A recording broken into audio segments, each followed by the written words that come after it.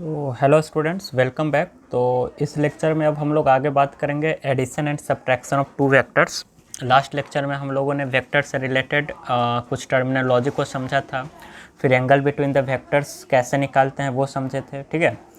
तो और कुछ एक लास्ट में क्वेश्चन किया था, उसके बाद हम लोग बढ़ते हैं। पहला topic addition of two vectors, addition of two vectors, ठीक है। तो एडिशन करने का देखो दो मेथड होता है। पहला जो मेथड होता है वो होता है ग्राफिकल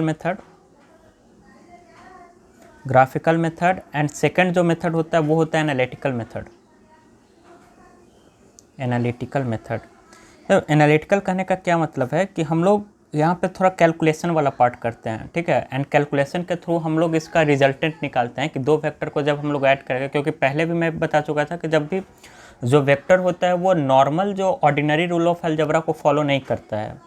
यहाँ पर एक special rule of vector algebra को फॉलो करता है। जैसे इसमें एडिशन सिंपल नहीं होता है, किसी एंगल पे होगा तो रिजल्टेंट हम लोग निकालते हैं, ठीक है। तो एनालिटिकल मेथड में हम लोग मैग्नीट्यूड निकालेंगे, ठीक है। मैग्नीट्यूड की बात करेंगे कि फाइनल मैग्नीट्यूड उसका रिजल्टेंट का कितना होगा। लेकिन ग्राफिकल मेथड में हम लोग उसका रिजल्टेंट को मतलब वी विल डील विथ कि how the new vector will look like,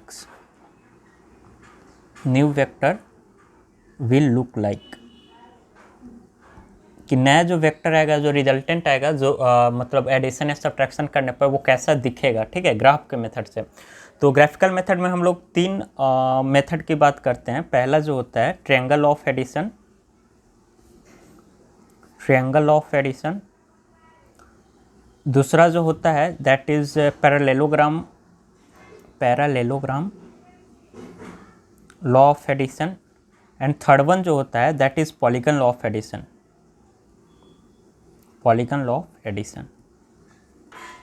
क्या है, कैसे हम लोग फाइंड आउट करते हैं, वन बाय वन हम लोग इस टॉपिक को समझेंगे, ठीक है। So first triangle of addition.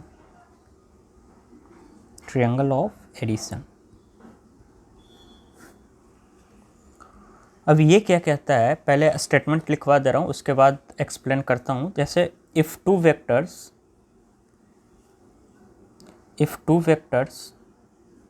Are placed as two sides of a triangle taken in same sense,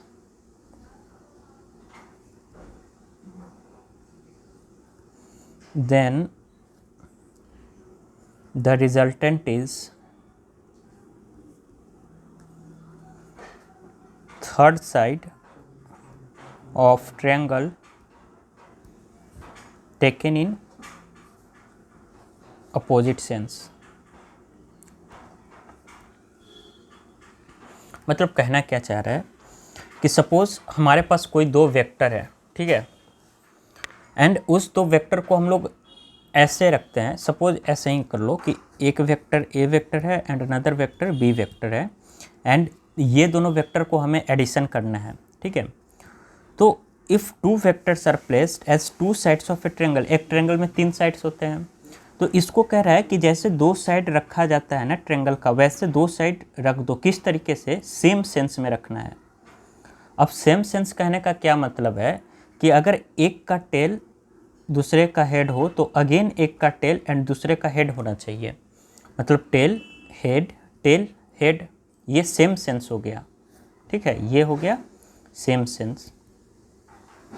and वापस अगर यहाँ पे अगर इस तरीके से एक टेल और एक हेड हो जाता तो ये सेम सेंस फिर से हो जाता, ठीक है, टेल हेड। लेकिन बोल रहा है कि अच्छा, इसका जो रिजल्टेंट आएगा ना दोनों को जोड़ने पर, वो रिजल्टेंट जो होगा वो third side of the triangle होगा, but will be in opposite sense. तो थर्ड साइड ऑफ ट्रायंगल एक तो ये हो गया जो हम लोग एज्यूम कर रहे हैं, टेल हेड सब मतलब सेम सेंस में, और एक अपोजिट सेंस में जस्ट इसका अपोजिट इस तरीके से, ये रिजल्टेंट वेक्टर हो गया। तो ये टेल हेड अगेन यहाँ पे हेड हो गया, ये टेल हो गया, ठीक है। तो ये देखो कि ये सीक्वेंस यहाँ पे मतलब गलत हो गया कि टेल हेड आना चाहिए था, वापस यहाँ पे टेल हेड होना चाहिए था, लेकिन वो ना होकर हेड एंड टेल आ गया। तो ये जो हो गया ये अपोजिट सेंस में आ गया, ठीक है, अपोजिट सेंस, क्योंकि हेड एंड टेल एक साथ मैच कर गया ना, इसलिए इसको अपोजिट सेंस बोल रहे हैं, ठीक है। तो ये जो आर वेक्टर मतलब ये जो रिजल्टेंट वेक्टर आएगा, इसका जो वैल्यू आएगा that will be equal to A vector plus B vector. ये रिजल्टेंट इस तरीके से हम लोग लिखते हैं, ठीक है। यही होता है हम लोग का ट्रायंगल लॉ ऑफ एडिशन। मैं एक बार फिर बोल रहा हूँ, देखो ट्रायंगल लॉ ऑफ एडिशन के लिए दो वेक्टर को ले लो, ठीक है, और दोनों वेक्टर को इस तरीके से ऐड करो ताकि एक मतलब सेम सेंस में टेल हेड इस तरीके से आ जाए, ठीक है। एंड फिर जो उसका जो थर्ड साइड जब आप कंप्लीट करोगे ट्रायंगल का, तो वो अपोजिट सेंस में होना चाहिए, थर्ड सेंस, ताकि दूसरे का हेड एंड टेल मैच कर जाए, ठीक है। तब हम लोग बोलेंगे कि ये ट्रायंगल ऑफ एडिशन होगा, और उसका जो रिजल्टेंट आएगा वो जो अपोजिट सेंस में जो था ना, वो उसका क्या बोलते हैं रिजल्टेंट आ जाएगा, एंड उसका जो वैल्यू होगा वो ए वेक्टर प्लस बी वेक्टर के बराबर होगा, ठीक है। ये ए वेक्टर था, ये बी वेक्टर था, ठीक है। अब देखो इस पे कुछ एग्जांपल्स, जैसे हमारे पास ये ए वेक्टर है एंड ये बी वेक्टर है सपोज, एंड ये हम लोग के पास सी वेक्टर है, ठीक है। ये हमारे पास ई वेक्टर है एंड ये हमारे पास डी वेक्टर है, करेक्ट। अब इसमें आपको ट्रायंगल लॉ ऑफ एडिशन को यूज़ करते हुए आपको रिलेशन बताना है, ठीक है। कहाँ, अच्छा पहले एक बात बताओ कि इस वाले डायग्राम में आपको ट्रायंगल ऑफ एडिशन कहाँ कहाँ दिख रहा है। तो जब कुछ समझ में ना आया ना, आराम से टेल हेड कर देना, एंड देखना कि इसका थर्ड साइड कौन है। ये है थर्ड साइड, तो इसका करोगे हेड टेल, तो टेल हेड होता तो सेम सेंस में हो जाता, लेकिन हेड टेल आ गया, हेड एक साथ, टेल एक साथ, अपोजिट सेंस में आ गया। और ये सेम सेंस में है, टेल हेड, ये हो गया सेम सेंस में। तो यहाँ पे पता चल गया कि ये सी वेक्टर जो है वो रिजल्टेंट का काम करेगा। तो सी वेक्टर का जो वैल्यू होगा that will be equal to A vector plus B vector, ठीक है, पहला। एक और ट्रायंगल यहाँ पे हम लोग को दिखाई दे रहा है जिसमें vector E, vector D and vector C है। इस वाले ट्रायंगल को अगर हम लोग ध्यान से देखें, ठीक है, गौर से, तो एक चीज़ समझ में आ रही है कि यहाँ पे इसका टेल ई वेक्टर का, यहाँ पे इसका हेड, अगेन सी वेक्टर का यहाँ टेल है एंड सी वेक्टर का यहाँ हेड है, एंड डी वेक्टर जो है, अगर इस वाले को मैं यहाँ जूम आउट करूँ, जूम अगर करके मैं दिखाने की कोशिश करूँ, तो ये आपका ई वेक्टर हो गया, ठीक, ये आपका डी वेक्टर हो गया एंड ये आपका सी वेक्टर हो गया। तो ज़रा गौर से देखना कि ये टेल हेड, अगेन यहाँ पे जो डी वेक्टर का है वो हेड आ गया एंड टेल आ गया, तो क्या बोला, tail to tail and head to head opposite sense हो गया ना। तो यहाँ पे हम लोग क्या लिख सकते हैं कि जो डी वेक्टर रिजल्टेंट की तरह काम करेगा, तो जो डी वेक्टर का जो वैल्यू आएगा that will be equal to E vector plus C vector. तो ये दो रिलेशन हम लोग को ट्रायंगल ऑफ एडिशन के एप्लीकेशन पे बेस्ड समझ में आ गया, ठीक है। नाउ एक और यहाँ पे एप्लीकेशन बेस्ड है ट्रायंगल ऑफ में कि एक पैरेललोग्राम ABCD है, ठीक है, जो इस तरीके से डायग्राम में शो कर रखा है, ABCD इज़ अ पैरेललोग्राम। अच्छा, पैरेललोग्राम का एक प्रॉपर्टी मालूम होना चाहिए कि पैरेललोग्राम में जो अपोजिट साइड्स होते हैं ना, opposite sides are equal, opposite sides are parallel and equal, ठीक है। पैरेलल तो होता ही है and parallel, equal and opposite, तीन होता है, पैरेलल, इक्वल एंड अपोजिट। ये बात मतलब मैग्नीट्यूड तो इक्वल होगा लेकिन डायरेक्शन अपोजिट होता है, ठीक है। तो उसी तरीके से अगर ये पैरेललोग्राम है ABCD, तो इसमें जो AB वेक्टर है इसका डायरेक्शन CD वेक्टर के जस्ट अपोजिट होना चाहिए, ठीक है। तो इसलिए अपोजिट के लिए हमने पिछले लेक्चर में बात किया था कि अगर किसी वेक्टर के आगे अगर निगेटिव लगा दिया जाए तब तो मैग्नीट्यूड तो उसका सेम रहेगा, बट उसका डायरेक्शन जो है वो रिवर्स हो जाता है, अपोजिट डायरेक्शन। जैसे AB का जो डायरेक्शन है वो इस डायरेक्शन में है, ठीक है, इस तरफ है AB वेक्टर, लेकिन CD वेक्टर जस्ट अपोजिट है, देन वी कैन से कि AB vector is negative of CD vector. ये बात बस डायग्राम देखकर हम लोग को समझ में आ गया, ठीक है।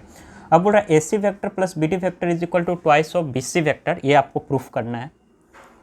तो देखो अगर ट्रायंगल ABC को ध्यान से देखा जाए, ठीक है, तो again tail head tail head head tail, यानी tail tail head head match कर रहा है, यानी ये जो AC वेक्टर हो गया ये वाला diagonal, that will act as a resultant vector. तो AC वेक्टर जो आएगा that will be equal to AB vector plus BC vector, ठीक है। सिमिलरली अगर हम लोग इस वाले ट्रायंगल को देखें, ट्रायंगल BCD, ठीक है, ट्रायंगल BCD, यहाँ से अगर tail head again tail head head tail, तो यहाँ पर देख सकते हैं कि जो BD वेक्टर है that will act as resultant of BC vector plus CD vector, क्योंकि BC vector and CD vector जो है वो सेम सेंस में है, एंड जो BD वेक्टर है that is in opposite sense, ठीक है। तो यहाँ से एक का मतलब यहाँ से एक क्या लिख सकते हैं हम लोग कि जो BD वेक्टर होगा that will be equal to BC vector plus of CD vector. अब दोनों को ऐड कर दो, equation first plus equation second, जब ऐड करोगे तो आप क्या मिलेगा, AC vector plus BD vector that is equal to AB vector plus BC plus twice of BC vector plus BC vector, 2 times of BC vector plus CD vector, ठीक है। लेकिन एक प्रॉपर्टी हम लोग शुरू में ही हम लोग ये समझ गए थे कि जो AB वेक्टर होगा वो निगेटिव ऑफ CD वेक्टर होगा, एंड एक वेक्टर को अगर उसके निगेटिव वेक्टर से अगर ऐड करते हैं तब हम लोग को क्या मिलता है, ज़ीरो वेक्टर या नल वेक्टर, ठीक है। तो यहाँ पे AB वेक्टर, अच्छा CD वेक्टर को माइनस ऑफ AB वेक्टर लिखेंगे तो ये दोनों कैंसिल आउट, या ज़ीरो वेक्टर मतलब मैग्नीट्यूड तो उसका अल्टीमेटली ज़ीरो ही हो गया। तो डायरेक्ट हम लोग बोल सकते हैं कि AC vector plus BD vector जो होगा that is twice of BC vector, ये प्रूफ हो गया, ठीक है, हेंस प्रूफ्ड, ठीक है। तो स्टूडेंट्स यहाँ पे एक और क्वेश्चन है, इन ट्रायंगल ABC, एक ट्रायंगल दिख रहा होगा आपको ABC, ठीक है। यहाँ पे जो D है, D is the mid point of side BC, जो BC वेक्टर है ना उसका जो D है वो मिड पॉइंट है, तो हम लोग बोल सकते हैं कि ये जो CD होगा that will be equal to BD vector, correct, मतलब BD जो होगा वो CD के बराबर होगा। एंड एक बात और आपको समझ में आनी चाहिए कि अगर कोई सा भी सपोज इस डायरेक्शन में अगर कोई, मान लो ये BC वेक्टर ही है, ठीक है, ऐसा कुछ हाँ विजुअल है, इस डायरेक्शन में अगर BC वेक्टर है इस तरीके से, तो इसका हर एक पॉइंट इसी डायरेक्शन में अलाइन होगा। अगर BC एक पूरा लाइन अगर इस वेक्टर में है, मतलब BC वेक्टर अगर पूरा इस डायरेक्शन में, तो इसका हर एक पॉइंट का डायरेक्शन इसी डायरेक्शन में रहा होगा। तो इसका मिड पॉइंट की अगर बात करें, अगर D मिड पॉइंट है तो BD वेक्टर अगर हाफ हो गया तो BD वेक्टर का भी डायरेक्शन इसी डायरेक्शन में होगा जिस डायरेक्शन में BC वेक्टर होगा। सिमिलरली DC वेक्टर का भी डायरेक्शन उसी डायरेक्शन में होगा जिस डायरेक्शन में हमारा BC वेक्टर होगा। समझ रहे हो बात? तो हम लोग यहाँ से ये कंक्लूजन निकाल सकते हैं कि जो BD वेक्टर है इसका एरो इसी डायरेक्शन में बनेगा एंड CD वेक्टर का भी इसी डायरेक्शन में बनेगा, ठीक है। एंड अगर पूरा BC वेक्टर को अगर हम लोग S मान लें कुछ देर के लिए, ठीक है, कि मान लो BC वेक्टर S के बराबर है, S वेक्टर के बराबर है, तो BD वेक्टर कितना हो जाएगा, S वेक्टर बाई 2, ठीक है। CD वेक्टर कितना हो जाएगा, S वेक्टर बाई 2, हाँ या ना। या फिर ऐसा करो कि ये पूरे को तुम 2S वेक्टर के बराबर मान लो, तो जो CD वेक्टर होगा that will be equal to S vector, and BD vector होगा वो भी S वेक्टर होगा, हाफ हाफ होगा, ठीक है, S वेक्टर S वेक्टर। अब देखो इस वाले ट्रायंगल को ज़रा गौर से देखना कि जो ट्रायंगल AB और D है, इस वाले में टेल हेड, यहाँ से जो रिजल्टेंट जो आएगा Q वेक्टर रिजल्टेंट की तरह काम करेगा and that will be equal to P vector plus S vector, हाँ या ना। जो Q वेक्टर का जो वैल्यू होगा that will be equal to P vector plus S vector. तो यहाँ से हम लोग ये लिख सकते हैं कि जो P वेक्टर आएगा इसको इस तरफ ले आओ S को, तो that will be equal to Q vector minus S vector, ये सेकंड इक्वेशन बना लो, हाँ ठीक है। एंड उसी तरीके से अगर R वेक्टर को अगर लिखें, अच्छा इस वाले ट्रायंगल में, ट्रायंगल ACD में अगर देखा जाए तो टेल हेड टेल यानी आर वेक्टर जो होगा वो रिजल्टेंट की तरह काम करेगा ना ट्रायंगल ऑफ एडिशन से। तो यहाँ से हम लोग लिख सकते हैं कि जो आर वेक्टर होगा रिजल्टेंट की तरह that will be equal to Q vector plus S vector, इसको थर्ड मान लो, and equation second and third को आप ऐड कर दो, सिंपल। ठीक है, तो adding equation second and third, ठीक है, सेकेंड एंड थर्ड को जब आप ऐड करोगे तो P vector is equal to Q vector minus S vector हो जाएगा, and are vector is equal to Q vector plus S vector हो जाएगा। एंड दोनों को जब आप ऐड करोगे यहाँ पे तो P vector plus R vector will be equal to two times of Q vector and S vector minus S vector cancel हो जाएगा। तो एन का वैल्यू यहाँ पे क्या आ गया, 2 के बराबर आ गया। So N is equal to 2, simple. अब देखो एक दूसरा जो टॉपिक है that is parallelogram law of addition. ठीक है, ये क्या बोलता है, पहले स्टेटमेंट लिख लो। If we place two vectors as the adjacent side of a parallelogram, then their resultant is the diagonal,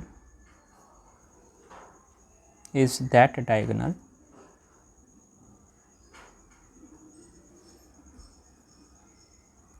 which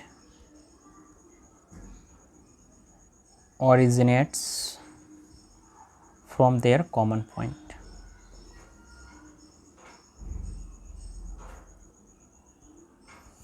यानी कहना क्या चाह रहा है कि अगर किसी दो वेक्टर को हम लोग पैरेललोग्राम का जो साइड होता है उस तरीके से अगर एडजेसेंट साइड बाय साइड अगर रखें तो उसका जो रिजल्टेंट होगा ना वो डायगोनल होगा जो उस कॉमन पॉइंट से दूर जा रहा होगा। जैसे ये हमारे पास ए वेक्टर है, ये हमारे पास बी वेक्टर है, ये दोनों का एडिशन करना है सपोज। ठीक है, तो हम लोग जैसे पैरेललोग्राम का एडजेसेंट साइड ए वेक्टर ये हो गया एंड एक साइड ये हो गया बी वेक्टर की तरह। ठीक है, इस तरीके से हम लोग रख दिए हैं दोनों वेक्टर को। ठीक है, तो और मान लो ये दोनों के बीच का जो एंगल होगा कुछ थीटा रहा होगा। ठीक है, तो एक यहाँ से जो ये जो डायगोनल मतलब इसका जो रिजल्टेंट होगा ना वो डायगोनल होगा जो, अच्छा अगर इसको एज्यूम करते हुए एक पैरेललोग्राम बना दिया जाए। ठीक है, अगर ये वेक्टर है तो ये भी ए वेक्टर, ठीक है, इक्वल एंड अपोजिट बनेगा ना, एंड ये अगर बी वेक्टर है इसको पैरेलली शिफ्ट कर दो ना, सिंपल। ठीक है, तो ये इधर हो जाएगा एंड ये इस तरीके से। ठीक है, तो ये ए वेक्टर इधर बना हुआ है, ये ऐसे इधर है and this is B vector. ठीक है,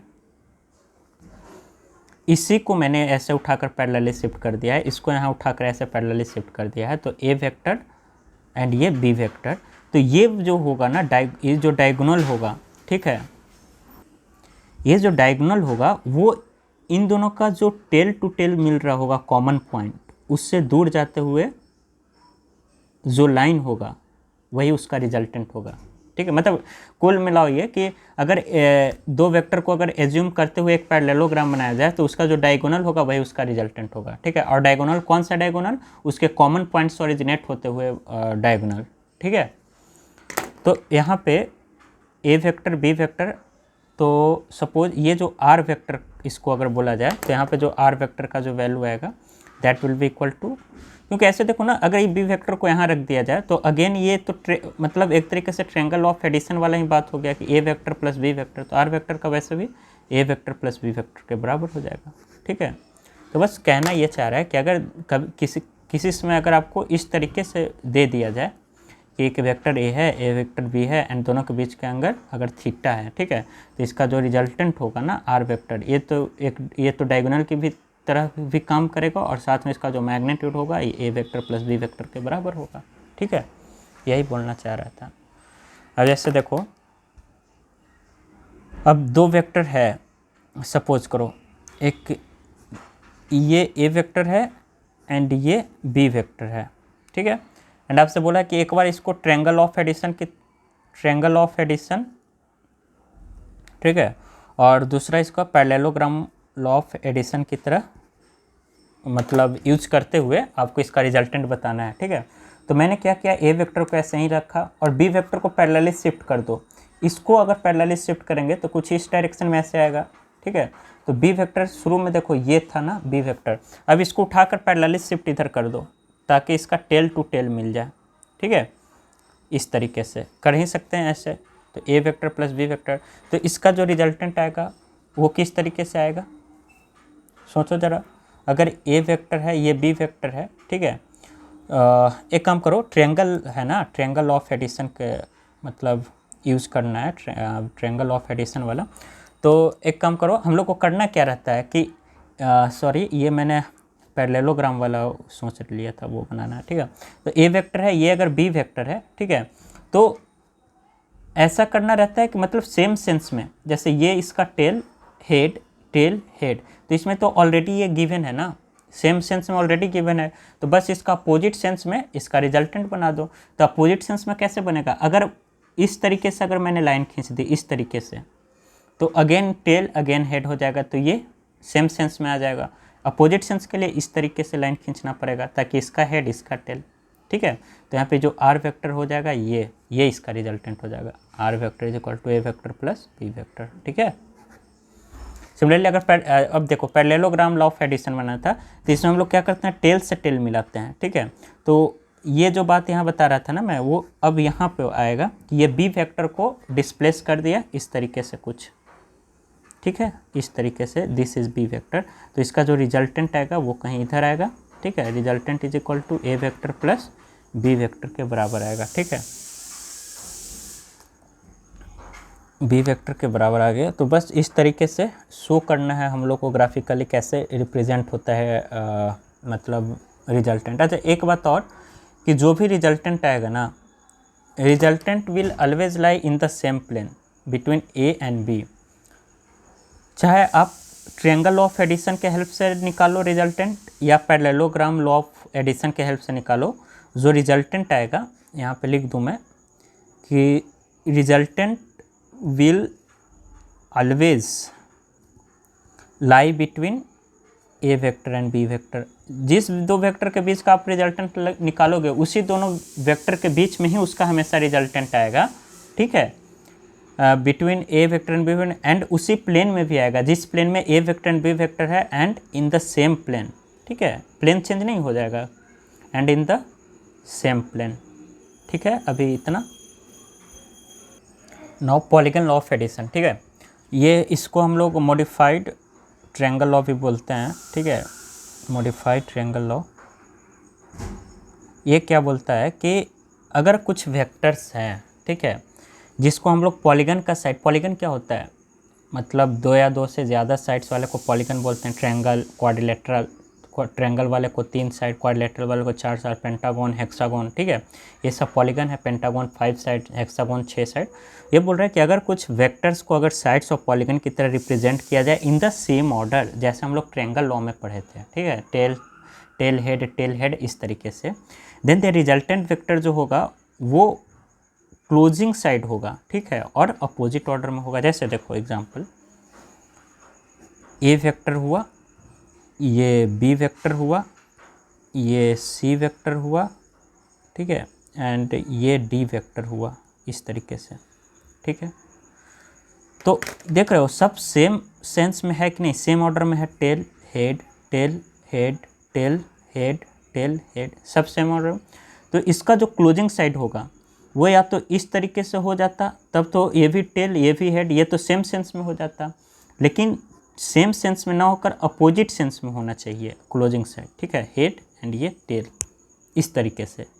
तो ये जो इसको अगर आर वेक्टर से रिप्रेजेंट करेंगे तो यहाँ जो आर वेक्टर का जो वैल्यू आएगा, ठीक है, this R vector will be equal to A vector plus B vector plus C vector plus D vector. जैसे ट्रायंगल लॉ में हम लोग 2 वेक्टर का लिखते थे रिजल्टेंट, यहाँ पे 2 से ज़्यादा वेक्टर का लिख रहे हैं, ठीक है। अब जैसे एक पॉइंट देख लो, यहाँ पे अगर क्या होता अगर हम लोग इसको सेम सेंस में अगर ले लेते, ठीक है, जैसे यहाँ पे तो आर वेक्टर को अपोजिट सेंस में लेना पड़ गया, मतलब जो क्लोजिंग साइड था वो अपोजिट सेंस में था, तभी तो रिजल्टेंट हम लोग लिखे A vector plus B vector plus C vector plus D vector के बराबर, ठीक है। लेकिन अगर मान लो कि इन ए पॉलीगन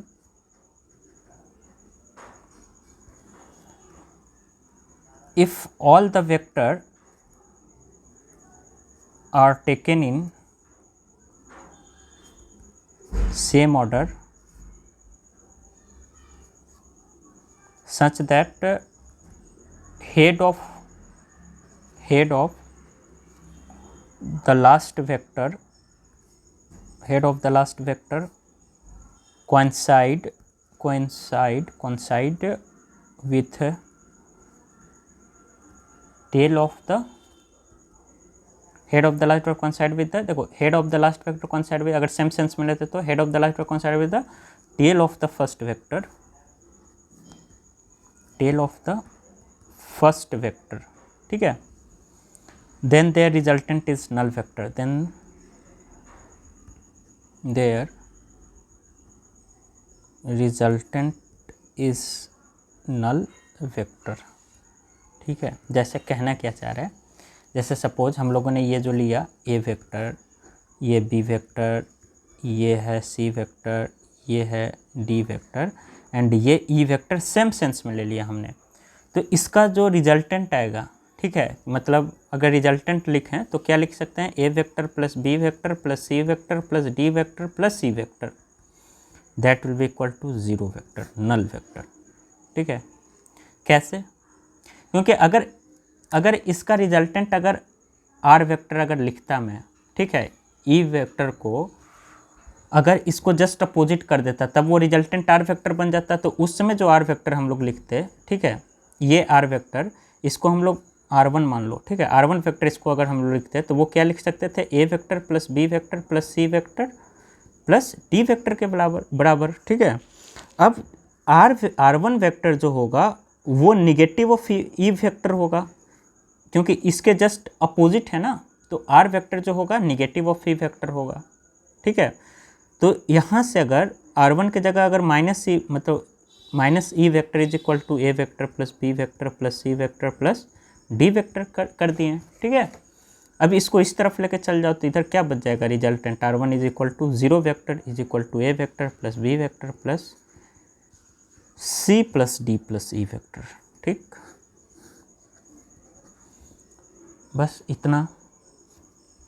अब उसी तरीके से जैसे देख लो, अगर ये ट्रायंगल था हम लोग के पास, यहाँ पे ए वेक्टर है, यहाँ बी वेक्टर है, यहाँ पे ये अगर सी वेक्टर है, तब तो हम लोग बड़े आराम से बोल देते थे कि यहाँ पे जो सी वेक्टर होगा that will be equal to A vector plus B vector. लेकिन मान लो यहीं पे इसका अगर इस तरीके से हो जाता है, इसको C1 बोल दो, लेट से C1 वेक्टर, अगर यही इसका C2 वेक्टर रहता तो हम लोग क्या बोलते हैं कि ए वेक्टर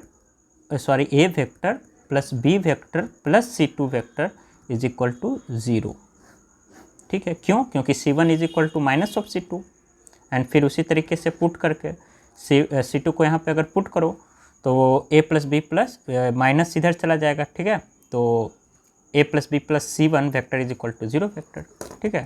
तो अगर ये बात समझ लो कि अगर कोई भी पॉलीगन को अगर सेम सेंस में अगर एक, मतलब सेम सेंस में अगर उसके साइड से अगर इनक्लोज्ड हैं, तब उसका जो रिजल्टेंट आएगा वो 0 वेक्टर या नल वेक्टर के बराबर आएगा, ठीक है।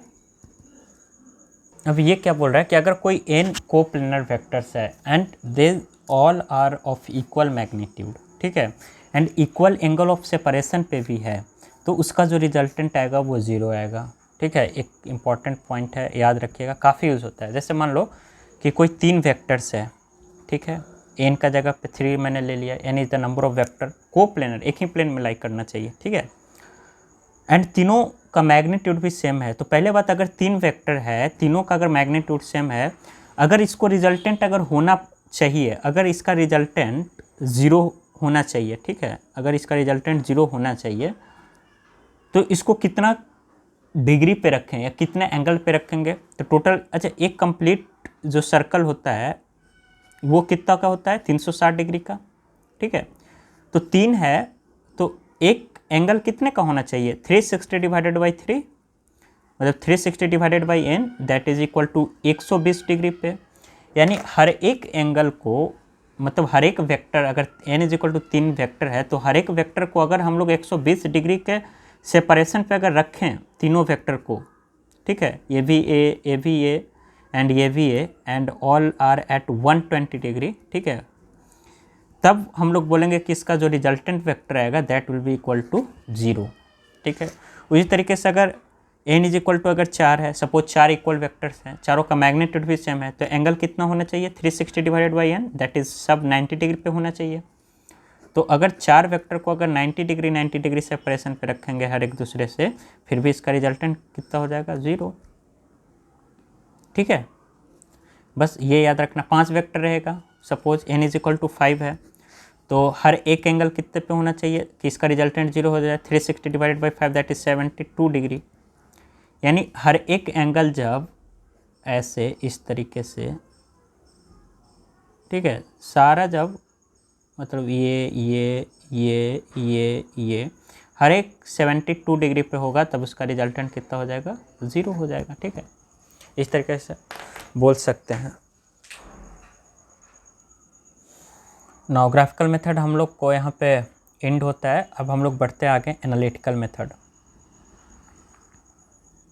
एनालिसिस करेंगे यहाँ पे। ठीक है, जैसे सपोज कोई दो वेक्टर है, ठीक है, सच दैट इस तरीके से ले लो कि ये ए वेक्टर है एंड सपोज कोई मान लो कोई बी वेक्टर है and angle between A vector and B vector जो है वो थीटा डिग्री है। ठीक है, थीटा है। तो इसको इस तरीके से अगर लिखें ट्रायंगल ऑफ एडिशन के थ्रू, तो ये ए वेक्टर होगा एंड बी वेक्टर को ना मैं कुछ इस तरीके से लिखता हूँ, suppose this is B vector.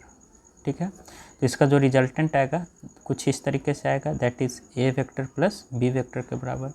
अच्छा, एंगल कितना हो जाएगा, इसको थोड़ा सा आगे डिस्प्लेस कर देंगे, टेल टू टेल मिल जाएगा, तो एंगल जो होगा थीटा ये हो जाएगा, हाँ या ना। ए एंड बी के बीच में अगर ए एंड बी ऐसे रहता, तब ये दोनों, जैसे ए एंड बी अगर ऐसे रहता, ए वेक्टर एंड बी वेक्टर, तब ये थीटा होता। अब मैं क्या कर रहा हूँ कि इसको बी को इधर डिस्प्लेस कर दिया, ठीक है, पैरेलली डिस्प्लेस कर दिया बी को कुछ इस तरीके से। अब इसको आगे डिस्प्लेस कर दिया, तो अब जो एंगल बनेगा वो भी थीटा ही होगा। ठीक है, ये बात समझ में आ रही है थीटा कैसे मैंने लिखा। और ठीक है, ये बी हो गया।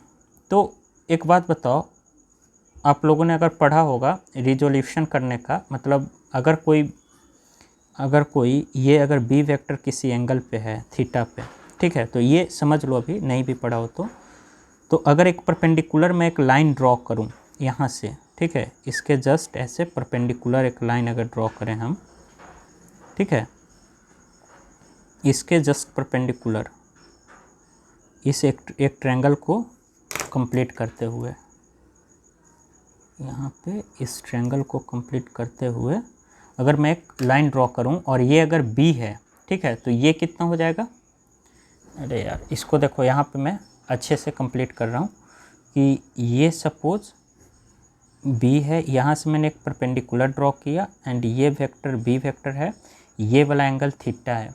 ठीक है, तो एक बात बता, ये वाला कितना हो जाएगा बी कॉस थीटा, ठीक, और ये कितना हो जाएगा बी साइन थीटा। समझ में आई बात कैसे हुआ, सिंपल ट्रिग्नोमेट्री है।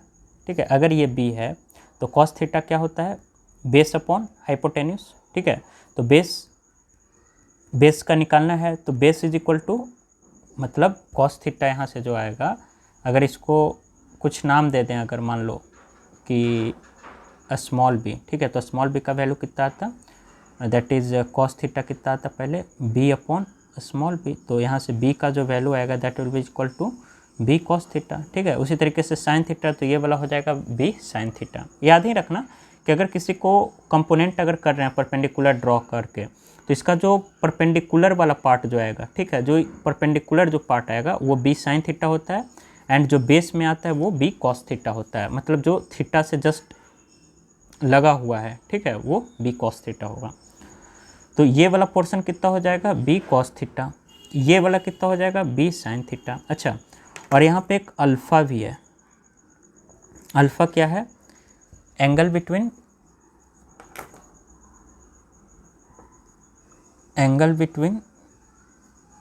रिजल्टेंट एंड ए वेक्टर, ठीक है, उसको हमने क्या नाम दिया, अल्फ़ा नाम दिया। उसी तरीके से एक बीटा भी होगा यहाँ पे। बीटा क्या है, beta is angle between resultant and B vector, ठीक है। अल्फ़ा बीटा थीटा सब समझ गए, कौन कहाँ क्या है, ओके। अब देखो हम लोग सिंपल क्या करते हैं कि पाइथागोरस थ्योरम लगाते हैं इस वाले ट्रायंगल में, ज़रा गौर से देखना, ठीक है। आर ये हो गया, ये बी साइन थीटा हो गया, एंड ये A plus B cos theta हो जाएगा ना टोटल। जैसे इसको मैं अगर यहाँ पे अगर ड्रॉ करूँ, ठीक है, तो ध्यान से देखिएगा, ये इस तरीके से आर है, ठीक है, इस तरीके से ये बी था, बी वेक्टर, एंड इस तरीके से ये ए वेक्टर था, एंड वापस हम लोगों ने क्या देखा कि ये बी साइन थीटा था, करेक्ट, एंड ये बी कॉस थीटा, ये थीटा था, ये 90, तो ये बी कॉस थीटा था, एंड ये रिजल्टेंट, तो ये टोटल कितना हो जाएगा, ए प्लस बी कॉस थीटा, ठीक है, और ये अल्फ़ा एंड ये बीटा। तो यहाँ से एक चीज़ अगर पाइथागोरस थ्योरम अगर लगाएं इस ट्रायंगल में, ठीक है, ये एक राइट एंगल ट्रायंगल हो गया ना कंप्लीट, तो वहाँ पे आर का जो मतलब क्या होता है, h square is equal to p square plus B square, ये पाइथागोरस होता है। तो यहाँ से अगर आर स्क्वायर का अगर वैल्यू निकाला जाए, that will be equal to b sine theta, ये परपेंडिकुलर हो गया, बी साइन थीटा का square plus a plus B cos theta का स्क्वायर, ठीक। तो अगेन जो आर स्क्वायर का जो वैल्यू आएगा, that will be equal to B square sine square theta plus, अच्छा ये ए प्लस बी के होल स्क्वायर पे इसको खोल दो, ए प्लस बी का होल स्क्वायर क्या होता है, A square plus B square plus 2ab, ठीक। तो इस तरह A plus B cos theta, तो क्या हो जाएगा, A square plus B square cos square theta plus 2 times of A b cos theta, ठीक। अच्छा अब क्या करो कि sign square theta and cos square theta वाले को एक साथ लिया, तो बी स्क्वायर कॉमन ले लो, ये दोनों में से अगर बी स्क्वायर कॉमन लेंगे तो क्या बच जाएगा, sine square theta plus cos square theta, ठीक। यहाँ पे sine square theta plus cos square theta plus A square plus 2ab cos theta, 2ab cos theta, correct. अच्छा sine square theta plus cos square theta 1 होता है, तो R square is equal to B square plus A square plus 2ab cos theta. अब इसको rearrange करके अगर लिखते हैं हम लोग, तो आर स्क्वायर का जो वैल्यू आएगा, that is equal to A square plus B square plus 2ab cos theta, ठीक है, 2ab कॉस थीटा। एंड इसका अगर इसको इस तरफ भेज दो तो स्क्वायर रूट आ जाएगा, यानी मैग्नीट्यूड जो रिजल्टेंट का आएगा, that will be equal to root over A square plus B square plus 2ab cos theta. And ये फार्मूला आपको याद होना चाहिए कि रिजल्टेंट ऑफ टू वेक्टर का जो फार्मूला है, अगर हम लोग एडिशन करेंगे, that will be equal to A square plus B square plus 2ab cos theta के बराबर, ठीक। अच्छा इस वाले ट्रायंगल में ध्यान से देखो एंड बताओ कि हमें टेन अल्फा, टेन थीटा क्या होता है,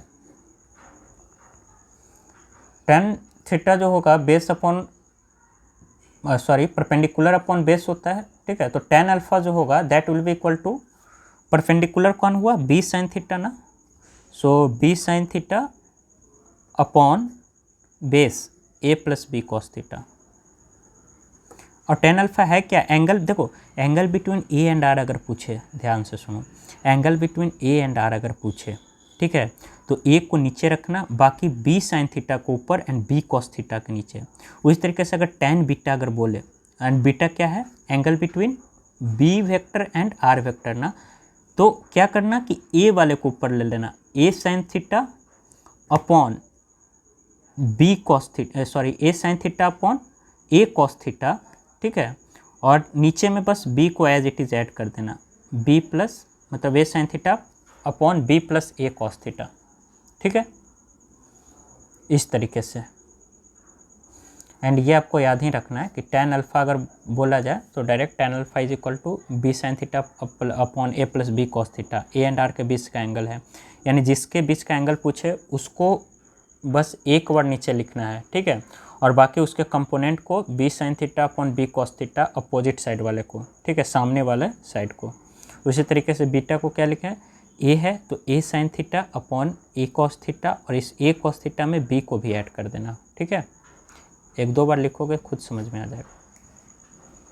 अब जैसे इस पर अब क्वेश्चन कुछ करते हैं, ठीक है। If two forces of 2 Newton, if two forces of 2 Newton and 3 Newton are acting at an angle of 60 degree, ठीक है। 60 डिग्री पे दो फोर्स है, 2 न्यूटन 3 न्यूटन का एक्ट कर रहा है। Then they are asking find resultant. Resultant बताना है, सिंपल फार्मूला बेस्ड क्या होगा रिजल्टेंट, ठीक है। सपोज ये 2 न्यूटन है, ये 3 न्यूटन है, and they are acting at 60 degree. तो बता भाई रिजल्टेंट कितना होगा, बढ़ता जल्दी। फार्मूला क्या है, r is equal to A square plus B square plus 2ab cos theta ना, 2ab कॉस थीटा। बस ए स्क्वायर 2 का स्क्वायर 4 प्लस 3 का square 9 plus 2 times of 2 into 3 cos 60। तो that will be equal to 9 4 13 plus 12। अच्छा cos 60 कितना होता है, half 6 यानी रूट 19, सिंपल। अच्छा इसी में आपको ये भी बताना है दूसरा पॉइंट कि फाइंड एंगल बिटवीन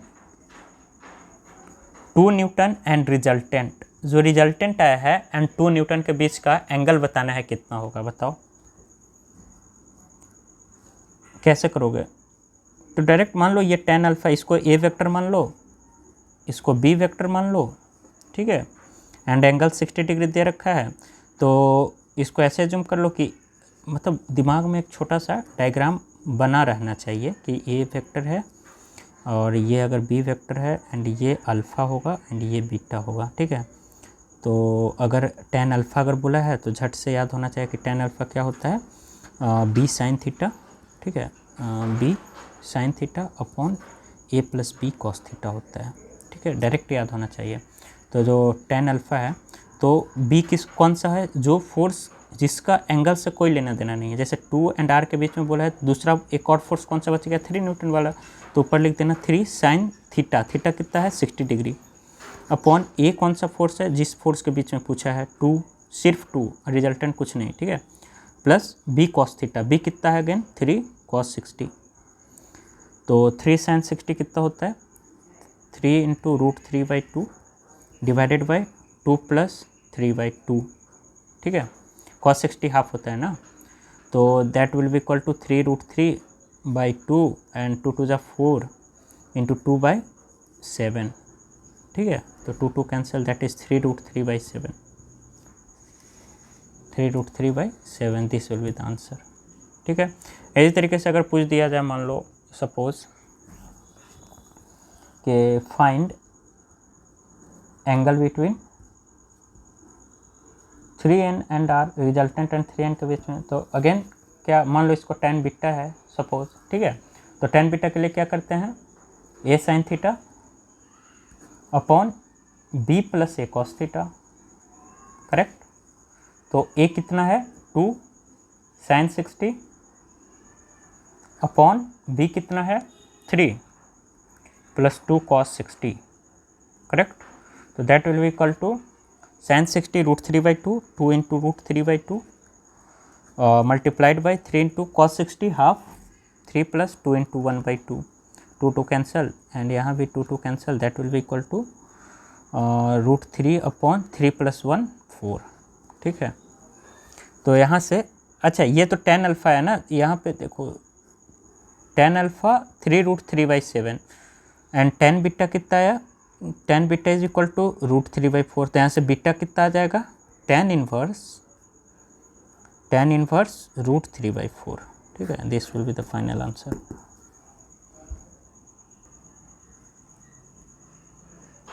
अब जैसे एक क्वेश्चन है यहाँ पे बहुत इंपॉर्टेंट है, ठीक है, इंपॉर्टेंट प्रोफाइल है। अब ये क्वेश्चन बोल रहा है कि p vector plus q vector is equal to r vector and PQR का जो वैल्यू दे रखा है वो है 6, 8 एंड 10 रेस्पेक्टिवली। तो बोल रहे हैं find the value of angle between q vector and are vector. ठीक है, तो कैसे निकलेगा ये angle between q vector and are vector. ठीक है, सोचो।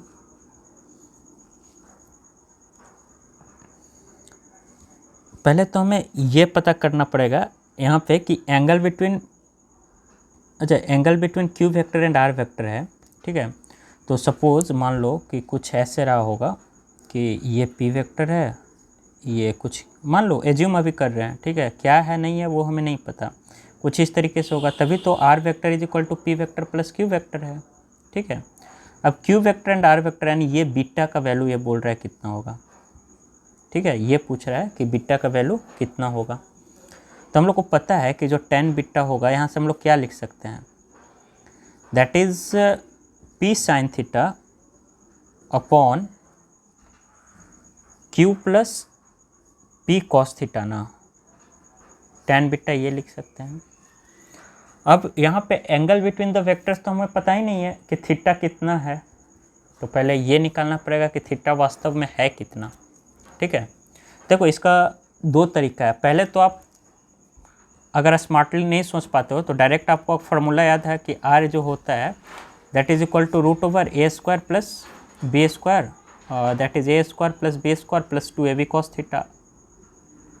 सिंपल है कि नहीं बात, क्योंकि आर वेक्टर ही तो यहाँ पे P vector plus Q vector है, resultant between the two vector, resultant का फॉर्मूला यही होता है एडिशन ऑफ टू वेक्टर्स में। ठीक है, तो आर यहाँ पे कितना है 10 है, रूट ओवर ए स्क्वायर कितना हो जाएगा, मतलब p square plus q square plus 2p q cos theta ना।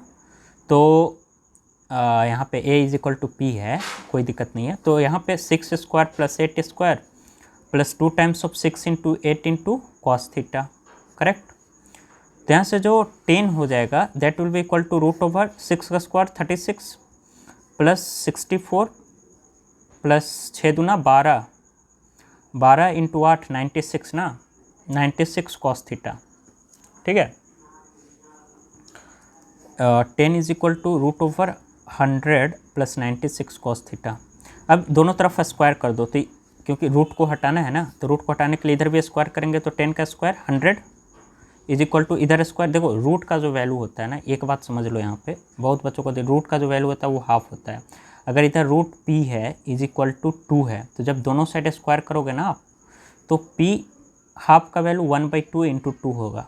ठीक है, पी का वैल्यू 1/2 होता है, तो इसको 1/2 और 2 और आ गया तो 2 कैंसिल एंड 2 का स्क्वायर 4, इस तरीके से होता है। तो डायरेक्ट हम लोग बोलते हैं कि इधर स्क्वायर कर दो एंड इधर से रूट कैंसिल कर दो, तो इधर स्क्वायर करोगे तो रूट अपने आप हट जाएगा, तो that will B 100 plus 96 cos theta. 100 0 ना, तो कॉस थीटा कितना आ गया 96 cos theta is equal to 0, यानी कॉस थीटा 0। अच्छा, कॉस थीटा अगर 0 है तो यहाँ से हम लोग क्या बोल सकते हैं, थीटा का वैल्यू कितना होगा 90 डिग्री, यानी पी एंड क्यू के बीच का जो एंगल है वो 90 डिग्री है। पी एंड क्यू के बीच का जो एंगल है दैट इज़ 90 डिग्री। ठीक है, अगर थीटा 90 डिग्री आ गया तब फिर आराम से 10 बीटा कितना आ जाएगा, पी का वैल्यू ऑलरेडी 6 है, 6 साइन 90 अपॉन क्यू कितना है 8 है ना, तो 8 प्लस 6 कॉस 90। अब आप बताएं कि 690 कितना होता है 1, तो 6 हो जाएगा अपॉन 8 प्लस कॉस 90 0, तो सिर्फ 8 बच जाएगा, यानी 6/8, 2 3 जा 2 4 जा, यानी 10 बीटा का जो वैल्यू आएगा यहाँ से that will is equal to 3/4।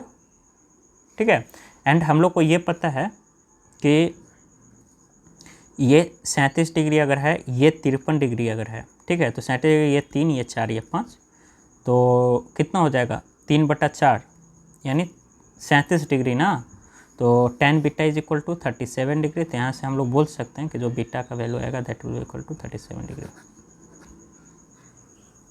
मतलब ठीक है 10 बीटा इज इक्वल टू 1037 लिखना चाहिए यहाँ पे, 1037 डिग्री ऐसा। ठीक है, अच्छा ये तो हो गया अगर आपको सब कुछ आता है, आपके पास टाइम भी है, लेकिन अगर स्मार्टली अगर सोचें तो इतना करने की ज़रूरत ही नहीं था।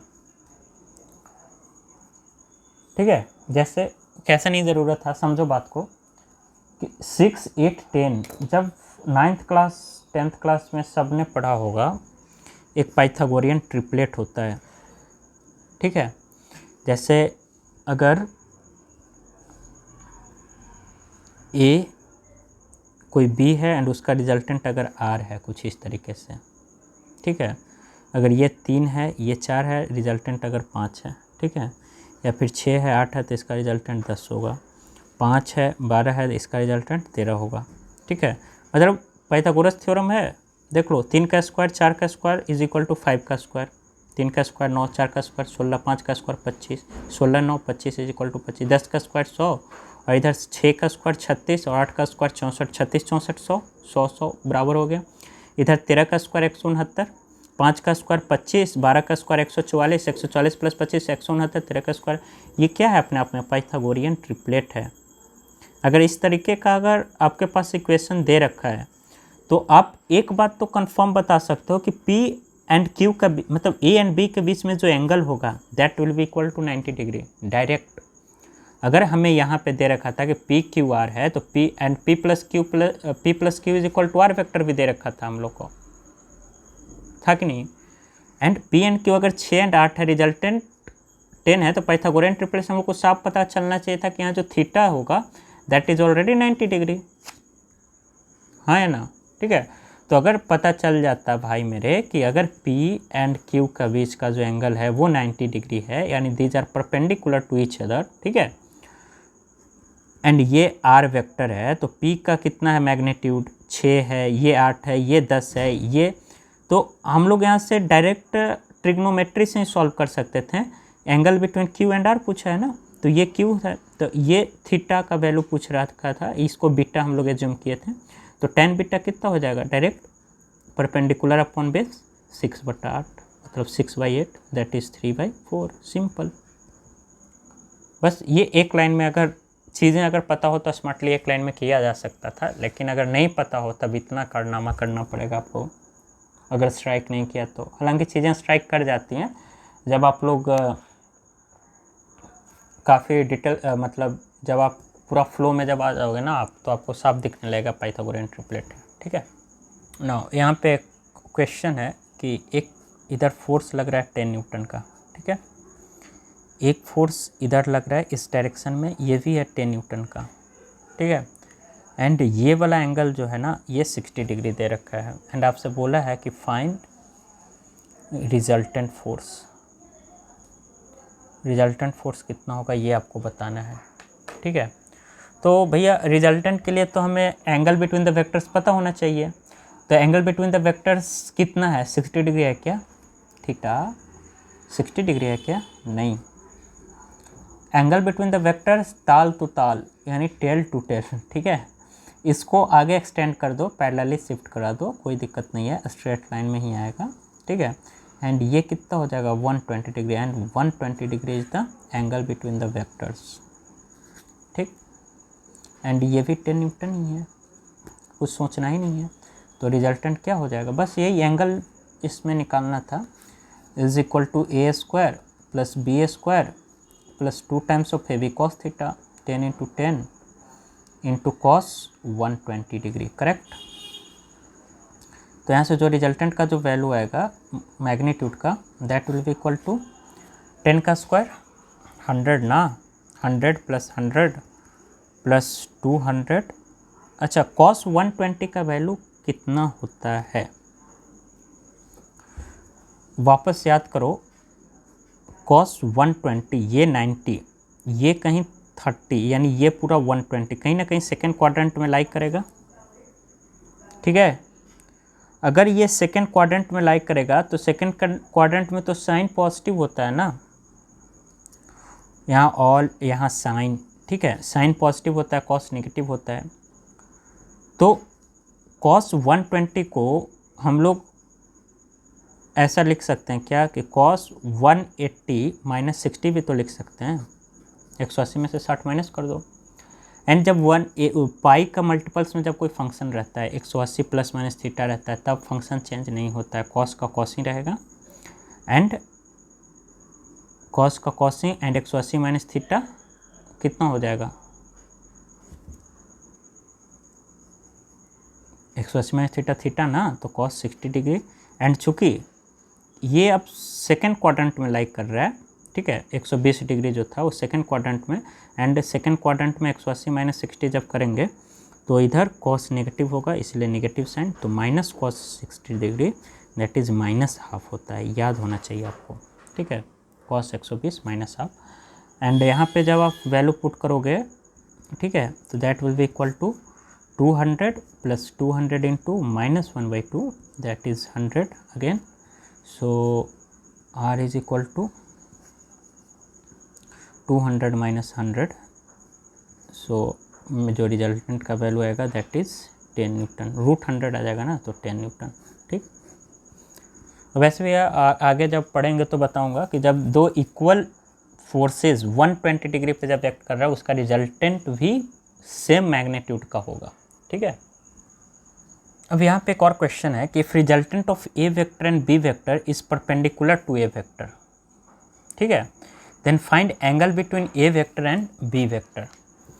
अब सपोज करो कुछ ऐसा सिचुएशन रहा होगा, ये ए वेक्टर रहा होगा एंड ये कुछ ऐसे बी वेक्टर रहा होगा, तभी तो इसका जो रिजल्टेंट आएगा कुछ इस तरीके से, जो कि ए वेक्टर के जस्ट परपेंडिकुलर रहा होगा, हाँ या ना, समथिंग लाइक दैट।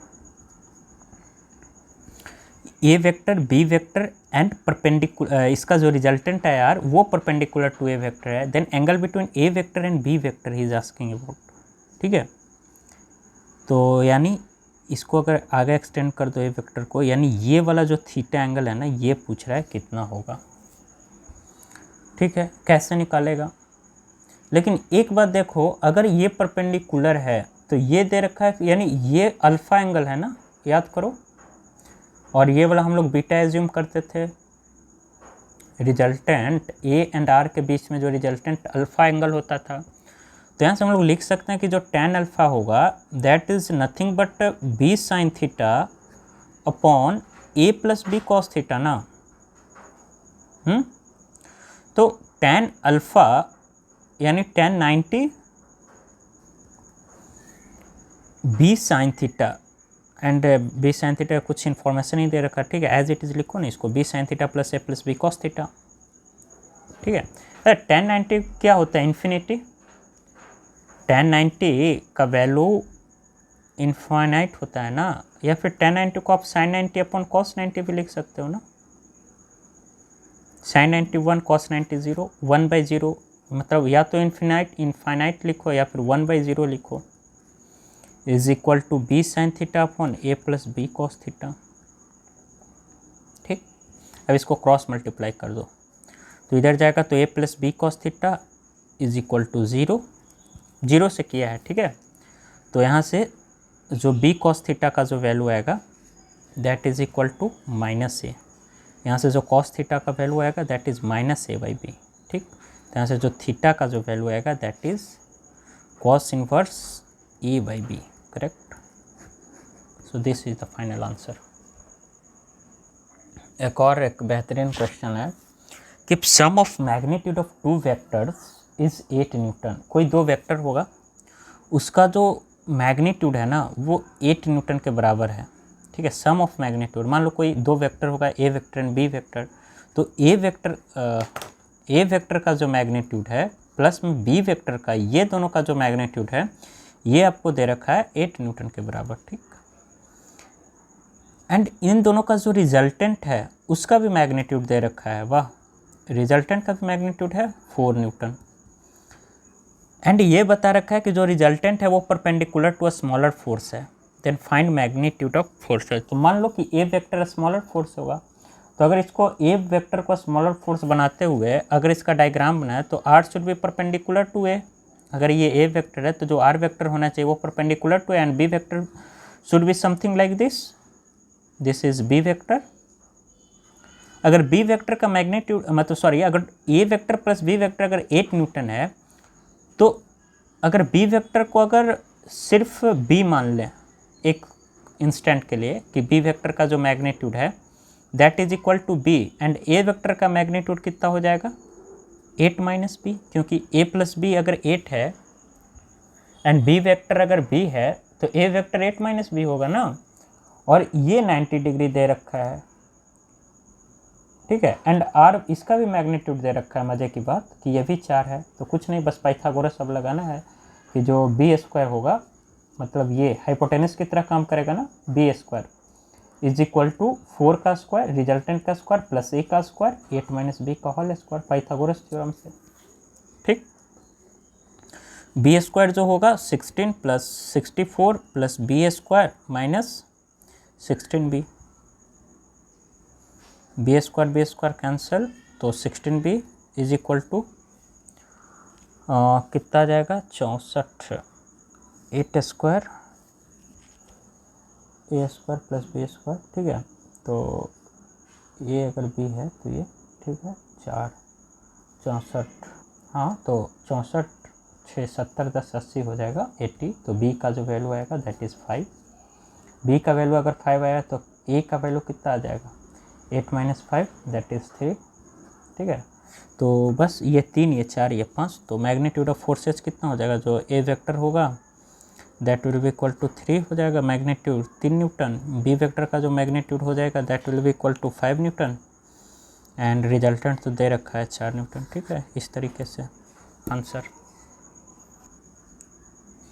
अब जैसे देखो एक और क्वेश्चन है कि ए वेक्टर का मैग्नीट्यूड 4 है, बी वेक्टर का मैग्नीट्यूड 2 है, angle between A vector and B vector 60 degree है, तो find the magnitude of A vector plus 2b vector, ठीक है। ये कैसे फाइंड आउट करें, तो लिख लो ना कि पहले ए वेक्टर का मैग्नीट्यूड 4 है, बी, अच्छा 2b वेक्टर का मैग्नीट्यूड कितना हो जाएगा 2 2 जा अगेन 2 इंटू 2 4 ही हो जाएगा, एंड थीटा भी कितना दे रखा है 60 डिग्री। तो एक बात बताओ, अगर ए वेक्टर एंड बी वेक्टर के बीच का जो एंगल है, ए वेक्टर एंड बी वेक्टर के बीच का एंगल अगर 60 डिग्री है, तो A vector and 2b vector के बीच का एंगल क्या होगा। अगर ए वेक्टर है, ए वेक्टर तो एज इट इज़ रहेगा, एंड 2b वेक्टर कुछ बड़ा हो जाएगा पहले से, ठीक है, लेकिन जो इंक्लाइनेशन रहेगा वो एंगल सेम ही रहता है, हाँ या ना।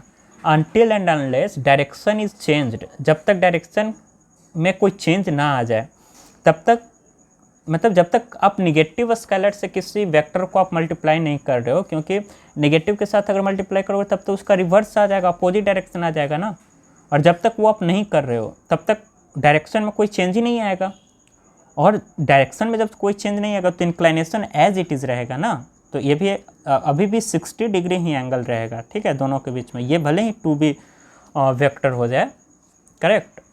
तो अब बस a प्लस 2b वेक्टर का रिजल्टेंट आपको निकालना है। तो a प्लस 2b वेक्टर का अगर रिजल्टेंट की अगर बात करें तो that will be equal to root over A square plus B square, a square कितना ले लें 4 का स्क्वायर, एंड बी स्क्वायर के जगह पे 2b ना, अब b ये वाला b नहीं, अब ये b रह गया, ये b बन गया ना 2b, एंड 2b का वैल्यू कितना है 4, तो अगेन 4 का square plus 2 times of ab, तो 2 4 into 4 and cos 60 2ab cos theta, correct. So that will be equal to how much, 4 का स्क्वायर 16 प्लस 16 प्लस 4 का स्क्वायर 4 चौका 16 दूना 32 32 इंटू cos 60, ठीक है। सो root over that is 32 plus 32 and cos 60 half 16, so this will be equal to root over 48, यानी 16, इसको कैसे लिख सकते हैं 16 इंटू 3 भी लिख सकते हैं ना, तो 4 16 का रूट, तो 4 रूट 3 आ जाएगा ना आंसर, ठीक है। तो 4 रूट 3 इसका फाइनल आंसर हो जाएगा, ठीक है। नाउ नेक्स्ट टॉपिक जो है that is addition of 2 vectors of equal magnitude, ठीक है। अगर मान लो कोई 2 वेक्टर है इक्वल मैग्नीट्यूड का है एंड उसको हमें ऐड करना है, ठीक है, तब कैसे करेंगे। या मान लो सपोज कोई 2 वेक्टर है, मान लो ए वेक्टर है एंड बी वेक्टर है, ठीक है, एंड दोनों का जो मैग्नीट्यूड है ए vector and B vector such that कि ए वेक्टर, अरे यार कैसे, सपोज 2 वेक्टर है ए vector and B vector such that दोनों का मैग्नीट्यूड बराबर है, ए के बराबर मान रहे हैं अभी, ठीक, एंड दोनों के बीच का जो एंगल है, angle between the vectors, angle between A vector and B vector is equal to theta. ठीक, आपसे रिजल्टेंट बोला है क्या होगा, तो हम लोग को जो सिंपल मेथड है A square plus B square plus 2ab cos theta ना, यही तो होगा। एडिशन अगर करना है दोनों अगर इक्वल है तो इसका मैग्नीट्यूड, रिजल्टेंट का मैग्नीट्यूड। ठीक, b is equal to A is equal to A, तो A square plus 2a into A square cos theta. अब आप क्या करो कि 2a स्क्वायर, देखो ये 2a स्क्वायर हो गया, ये भी 2a स्क्वायर, तो मैं 2a स्क्वायर को कॉमन ले रहा हूँ, तो बचेगा क्या 1 प्लस कॉस थीटा ना, करेक्ट। अब एक बात बताओ कि जो कॉस 2 थीटा होता है that is 2 cos square theta minus 1, तो यहाँ से अगर हाफ किया जाए, दोनों तरफ थीटा हाफ कर दो, तो कॉस थीटा जो होगा that will be equal to 2 cos square theta by 2 minus 1। अब माइनस 1 को इधर भेज दो, तो 1 प्लस cos theta will be equal to 2 cos square theta by 2। ठीक, ये आपको याद होना चाहिए कि 1 प्लस कॉस थीटा जो होता है that is equal to 2 cos square theta by 2। ठीक है, तो आर वेक्टर जो आएगा that will be equal to 2a square into 2 cos square theta by 2, and यहाँ से 4, तो 4 बाहर आएगा, तो that is 2a and cos theta by 2 भी बाहर आ जाएगा, that will be equal to 2a cos theta by 2। This will be final answer. तो ये याद रहेगा, उतना अच्छा रहेगा कि अगर दो इक्वल वेक्टर्स हैं एंड दोनों के बीच में कोई मान लो कि कभी जैसे सपोज कोई दो वेक्टर है, मैं यहाँ टेबल बना दे रहा हूँ, दो इक्वल वेक्टर्स को अगर जिसका मैग्नीट्यूड a है, ठीक है, दोनों का मैग्नीट्यूड a के बराबर है, थीटा इधर रिजल्टेंट लिख रहा हूँ, अगर थीटा अगर 60 डिग्री होगा, ठीक, थीटा अगर 90 डिग्री होगा, थीटा अगर 120 डिग्री होगा, थीटा अगर 180 डिग्री होगा, तब वैल्यू क्या क्या आएगी। ठीक, अगर थीटा अगर 60 डिग्री हुआ ना, तो r का जो वैल्यू आएगा that will equal to 2a cos theta by 2 यानी 30 डिग्री, तो this will be equal to 2a into cos 30 root 3 by 2, root 3a के बराबर आएगा। याद रखना कि 60 डिग्री पे रूट 3a, जैसे दो फोर्स है, सपोज इसका एग्जांपल जैसे मैं दे रहा हूँ आपको कि एक ऑब्जेक्ट है, इस पे दो फोर्स लग रहा है, एक फोर्स F है, दोनों मतलब F न्यूटन का फोर्स है। ठीक, मैग्नीट्यूड मतलब सेम है कहने का मतलब, एंड दोनों, अरे ये 90 डिग्री नहीं, ये दोनों मतलब कुछ इस तरीके से लग रहा है 60 डिग्री पे। ठीक है, 60 डिग्री पे दोनों F फोर्स लग रहा है। अब आपसे बोला कि नेट फोर्सेस पे कितना लगेगा, तो डायरेक्ट आप बोल दो रूट 3f के बराबर। ठीक, अगर यही 90 डिग्री होगा, तो अगर थीटा 90 डिग्री अगर हो गया सपोज, ठीक है, तो जो आर वेक्टर का जो वैल्यू आएगा मैग्नीट्यूड रिजल्टेंट का that will be equal to how much, 2a cos 45 ना, cos 45 1 बाई रूट 2, तो this will be equal to root over 2a। ठीक, तो यहाँ पे रूट 2 है। अगर दो फोर्स है, दोनों अगर 90 डिग्री पे लग रहा है, तो डायरेक्ट बोल दो रूट 2f के बराबर, एंड 120 डिग्री अगर आ रहा है, तो r अगर 120 यहाँ पे जब आप पुट करो तो 2a cos 120 बाई 2 यानी 60 ना, तो cos 60 हाफ हो जाएगा यानी a के बराबर रिजल्टेंट का जो वैल्यू आएगा। ठीक है, तो 120 डिग्री पे a हो जाएगा, एंड 180 जब आप पुट करोगे तो cos 90 0, तो ओवरऑल 0, तो रिजल्टेंट 0। समझ में आई क्या बात।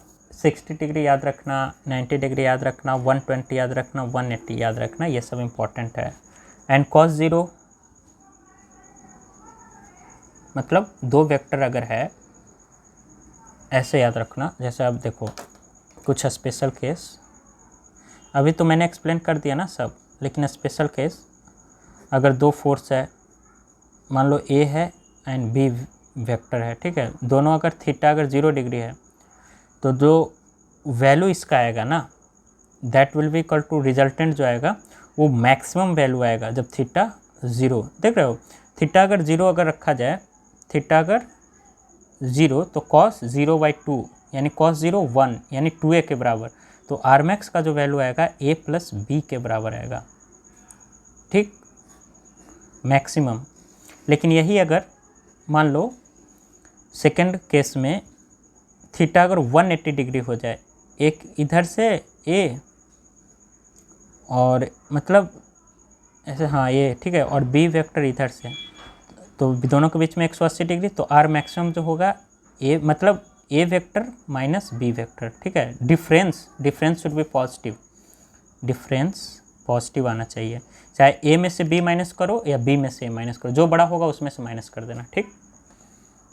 एंड थर्ड में तो आपको पता ही चल गया कि अगर 90 डिग्री पे होगा, ठीक है, तो ये है, ये बी है और ये बीच में 90 डिग्री है, तो जो रिजल्टेंट जो आएगा that resultant will be equal to root over A square plus B square के बराबर आएगा, ठीक। ये कैसे आएगा बी स्क्वायर? इसी तरीके से जब इसमें जब आप पुट करोगे ना इस वाले में A square plus B square plus 2ab cos 90, तो cos 90 कितना होगा 0, तो बच क्या, सॉरी cos 90 0, हाँ ठीक है, तो बच क्या जाएगा, सिर्फ ए स्क्वायर प्लस बी स्क्वायर बच जाएगा, ठीक।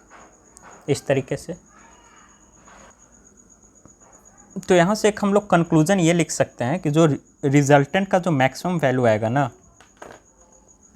That will be equal to sum of magnitude, ठीक। मैक्सिमम अगर दो वेक्टर है ए वेक्टर एंड बी वेक्टर, तो मैक्सिमम कितना आ जाएगा, a vector a plus B के बराबर आएगा, ठीक, ये मैक्सिमम आ जाएगा। एंड मिनिमम कितना आ जाएगा, डिफरेंस ऑफ टू, ठीक है, difference of magnitude of two vector. अगर दो वेक्टर है तो उसका मैग्नीट्यूड का जो डिफरेंस आएगा that is A vector minus B vector, मतलब magnitude of A vector minus magnitude of B vector, ये रेंज हो गया, ठीक है। आर इसी के बीच में रिजल्टेंट लाइक करेगा हमेशा। यहाँ पे देखिए अब एक क्वेश्चन है कि which of the flowing can give zero resultant, ठीक है। एक 6 है, एक 4 है, एक 5 है, तीनों वेक्टर है मान लो, एंड आपसे पूछा गया है कि तीनों में से, और दूसरा जो है 2 3 6 है, तीनों ऑप्शंस हैं, ठीक है, कि ये तीनों में से कौन का जीरो रिजल्टेंट होगा। तो आपने इसको बताने से पहले एक चीज़ बताना चाहता हूँ, ट्रायंगल इनइक्वालिटी, ठीक है, एक टर्म होता है ट्रायंगल इनइक्वालिटी। वो क्या बोलता है कि सम ऑफ, अगर ट्रायंगल में 3 साइड होता है ना, तो सम of other two sides, sum of other two sides is always greater than, sum of other two sides is always greater than third side, greater than third side। यानी कहने का ये मतलब है कि अगर ये हमारे पास ट्रायंगल है ए बी एंड सी, ठीक है, इट इज़ विजिबल ना, अगर ये हमारे पास ट्रायंगल है ए बी सी, तो सम ऑफ टू, कोई भी दो साइड आप ले लो, तो ए प्लस बी जो होगा हमेशा ग्रेटर देन और इक्वल टू सी होगा, ठीक। उसी तरीके से बी प्लस सी जो होगा that should be greater than equal to A होना चाहिए हमेशा।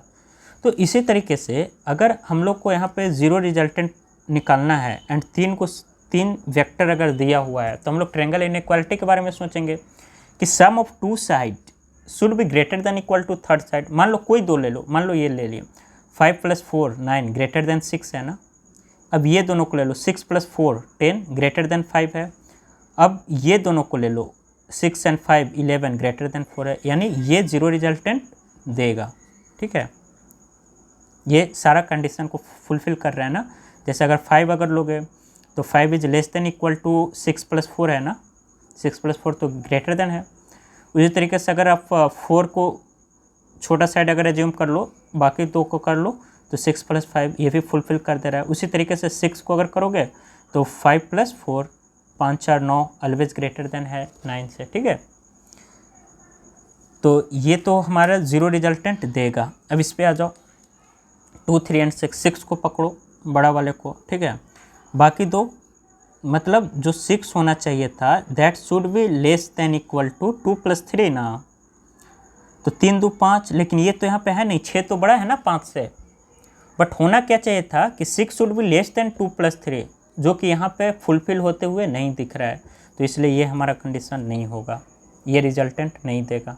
समझ रहे हो बात ये? अच्छा, और दूसरा अगर कंडीशन जैसे 3 को अगर ले लो तो 3 should be less than equal to 6 + 2, ठीक है, ये सही है, 8, ये बात सही है। फिर 2 को अगर ले लो, 2 शुड बी लेस देन 6 + 3, तो ये 2 कंडीशन तो फुलफिल हो जा रहा है, लेकिन थर्ड साइड का एक और, मतलब कोई एक साइड अगर ये कंडीशन फुलफिल ना कर पाए ट्रायंगल इनइक्वालिटी का, तब वो जीरो रिजल्टेंट नहीं दे सकता, क्योंकि ट्रायंगल ही फॉर्म नहीं करेगा ना। तो और ट्रायंगल अगर ट्रायंगल ऑफ एडिशन अगर हम लोग निकालना चाहते हैं तो उसके लिए ट्रायंगल इनइक्वालिटी को फॉलो करना पड़ेगा, ठीक है। जैसे इसमें एक आ जाइए, सिमिलरली अगर देखें 8 को पकड़ो, सबसे पहले ग्रेटर साइड को पकड़ना, जल्दी पकड़ में आ जाएगा। तो 8 शुड बी ग्रेटर देन 6 ना, 8 को मतलब 5, मतलब 8 should be less than equal to 1 + 5, जो कि यहाँ पे नहीं होते दिख रहा है। 8 6 है ना, तो ये 8 बड़ा हुआ ना 6 से, लेकिन होना क्या चाहिए था कि sum of 2 side should be greater than third side, लेकिन वो यहाँ पे नहीं है, सो ये भी कंडीशन गलत हो जाएगा, ठीक। अब उसी तरीके से ये तो तीन वेक्टर अगर दे रखा है तब इसका रिजल्टेंट इस तरह, इसी तरीके से नोट में डाल लीजिएगा एंड लिखिएगा कि अगर लार्जेस्ट साइड, ठीक है, largest side should be less than और equal to sum of other 3 side. अगर 4 वेक्टर अगर दे रखा है, सम ऑफ 3 अदर साइड, ठीक है, 4 मान लीजिए वेक्टर दे रखा है, तो अगर लार्जेस्ट साइड मतलब सम ऑफ 3 अदर साइड अगर ग्रेटर देन लार्जेस्ट साइड हो गया, देन वी विल सी कि resultant of 4 vectors can be 0। अब जैसे एग्जांपल में यही है क्वेश्चन कि which of the following can give 0 resultant, ठीक। पहला ऑप्शन है 8 2 3 5, दूसरा है 7 6 10 1, तीसरा है 8 1 2 3, ठीक है। आपसे बोला गया है कि which of the following can give 0 resultant, तो सबसे लार्जेस्ट साइड को पकड़ लो आप, 4 है, देखो 4 है तो largest side should be less than और equal to sum of other 3 side, ये तीनों को जोड़ो, 5 3 8 2 10, ये बात सही है, 10 से ये तो छोटा है ना, largest should be less than और equal to sum of other 3 side, तो ये तो फुलफिल कर जाएगा, ठीक। अब इसमें सबसे लार्जेस्ट कौन है, 10 है, 10 शुड बी लेस देन और इक्वल टू 7 + 6 + 1, ठीक। तो 7 6 13 1 14, ये भी फुलफिल कर जा रहा है। इसको पकड़ो, लार्जेस्ट साइड क्या है, 8 है, तो 8 should be less than equal to 3 + 2 + 1, 3 2 5 और 1 6, जो कि ऐसा नहीं है, 8 तो यहाँ पे ग्रेटर देन 6 हो गया ना। अरे भाई जोड़ने पर 8 से बड़ा आना चाहिए था, लेकिन आया नहीं, 8 से छोटा आया, तो इसलिए ये रिजल्टेंट कभी नहीं देगा, ठीक। जैसे एक और क्वेश्चन देखो यहाँ पे क्या है कि what can be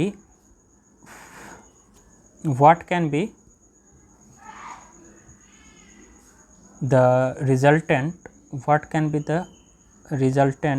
of two vectors,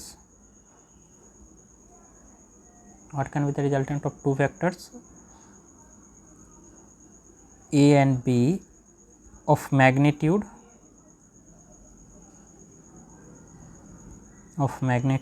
3 Newton and 5 Newton, ठीक है। एंड ऑप्शन क्या क्या है, ऑप्शन है 10 न्यूटन, दूसरा है 1 न्यूटन, तीसरा है 2 न्यूटन, चौथा है 6 न्यूटन, पांचवा है 0 न्यूटन। और आपको बताना है कि इसका रिजल्टेंट मतलब क्या हो सकता है, व्हाट कैन बी। तो अभी बताया ना कि जो रिजल्टेंट होगा मैक्सिमम a + b के बराबर होगा एंड मिनिमम इन दोनों का डिफरेंस के बराबर होगा, ए बी के बराबर, ठीक। तो मैक्सिमम तो 8 हो सकता है एंड मिनिमम कितना जा सकता है, 5 - 3 2 जा सकता है। तो 2 और 8 के बीच में या 2 या 8 भी, 2 और 8 इंक्लूड खुद होगा एंड 2 और 8 के बीच में जो भी आएगा वो सही होगा, उसके बाहर का रेंज का हटा देना आंसर। 10 न्यूटन बिल्कुल गलत बात, 1 न्यूटन ये भी नहीं होगा, 2 newton yes in the range, 6 newton yes in the range, 0 newton no out of range, ठीक। सो इस तरीके से आंसर आएगा। यहाँ पे एक नोट में एक बात देखना, जैसे हम लोगों ने अभी पढ़ा कि जो रिजल्टेंट होता है ना वो हमेशा, मान लो कोई एक 2 वेक्टर है, अगर ए वेक्टर एंड बी वेक्टर, ये बी वेक्टर है, ये वेक्टर, तो जो रिजल्टेंट होगा ना हमेशा ए वेक्टर एंड बी वेक्टर के बीच में ही लाई करेगा, हाँ या ना? ये बात तो मानते हो आप लोग? अभी कुछ देर पहले भी मैंने बताया था। या फिर जो रिजल्टेंट होगा वो हमेशा ए बी के प्लेन में ही आएगा। पहला बात तो ए बी के बीच में ही आएगा, दूसरा बात ए बी के प्लेन में ही आएगा। तो उसी पर एक पॉइंट है, क्या है उसे सुनिएगा। Addition of two vector, addition of two vectors of equal magnitude, of equal magnitude, ठीक है, then resultant lies on the angle bisector, angle bisector of these two vectors, यानी कहने का क्या मतलब है कि अगर दो वेक्टर है, ठीक है, एंड दोनों वेक्टर को अगर हम लोग ऐड कर रहे हैं, ए वेक्टर है एंड बी वेक्टर है, दोनों का मैग्नीट्यूड भी इक्वल है, ठीक है, एंड दोनों वेक्टर को अगर हम लोग को ऐड करना है ना, तो मान लो ये ए वेक्टर है, ठीक, और ये सपोज बी वेक्टर है, ठीक, ये दोनों के बीच में एंगल मान लो थीटा होगा, कुछ थीटा रहा होगा मान लिए, ठीक है, एंड इसका भी मैग्नीट्यूड है, इसका भी मैग्नीट्यूड है, तो इसका जो रिजल्टेंट आएगा ना वो कहीं इन दोनों के बीच में आएगा, ठीक है। Resultant will lies on the bisector, and bisector कितना हो जाएगा θ/2, एंड इधर भी θ/2, this will be the resultant, ठीक, this will be equal to A vector plus B vector. मैं ये बताने की कोशिश करूँ कि ये जो रिजल्टेंट आएगा ना वो हाफ, जैसे अगर 120 डिग्री रहता तो इससे भी 60 डिग्री बनाता, इससे भी 60 डिग्री बनाता, हाँ या ना, ठीक है। एंड उसी तरीके से अगर मान लीजिए कि ए वेक्टर अगर बड़ा होगा, magnitude of A vector is greater than magnitude of B vector, जब दोनों बराबर था तब तो ठीक है, बीच में कहीं लाइक करेगा रिजल्टेंट, लेकिन अगर ए vector is greater than B vector हुआ, ठीक है, तब मान लो सपोज ऐसे समझो, ये ए वेक्टर हुआ एंड ये बी वेक्टर हुआ, ठीक है, एंड बीच में जो इसका हुआ, एंड ये मान लो कुछ रिजल्टेंट ऐसे बनाएगा, ठीक है, रिजल्टेंट ये अल्फ़ा एंड ये बीटा, ठीक है, अल्फ़ा एंड बीटा, अल्फ़ा ए से वेक्टर बनाएगा, बीटा जो एंगल है बी से, एंड ये रिजल्टेंट हो गया, ठीक है, ये ए वेक्टर प्लस बी वेक्टर के बराबर होगा, ठीक है। तो if a vector, magnitude of A vector is greater than magnitude of B vector, तो यहाँ पे जो रिजल्टेंट होगा ना, तो ये बात समझ लेना कि जो एंगल बीटा होगा that will be greater than angle alpha, या फिर इसको दूसरा लैंग्वेज में क्या लिख सकते हैं कि अल्फ़ा, इसको ये लिख सकते हैं कि जो रिजल्टेंट होगा ना, resultant will be more inclined towards greater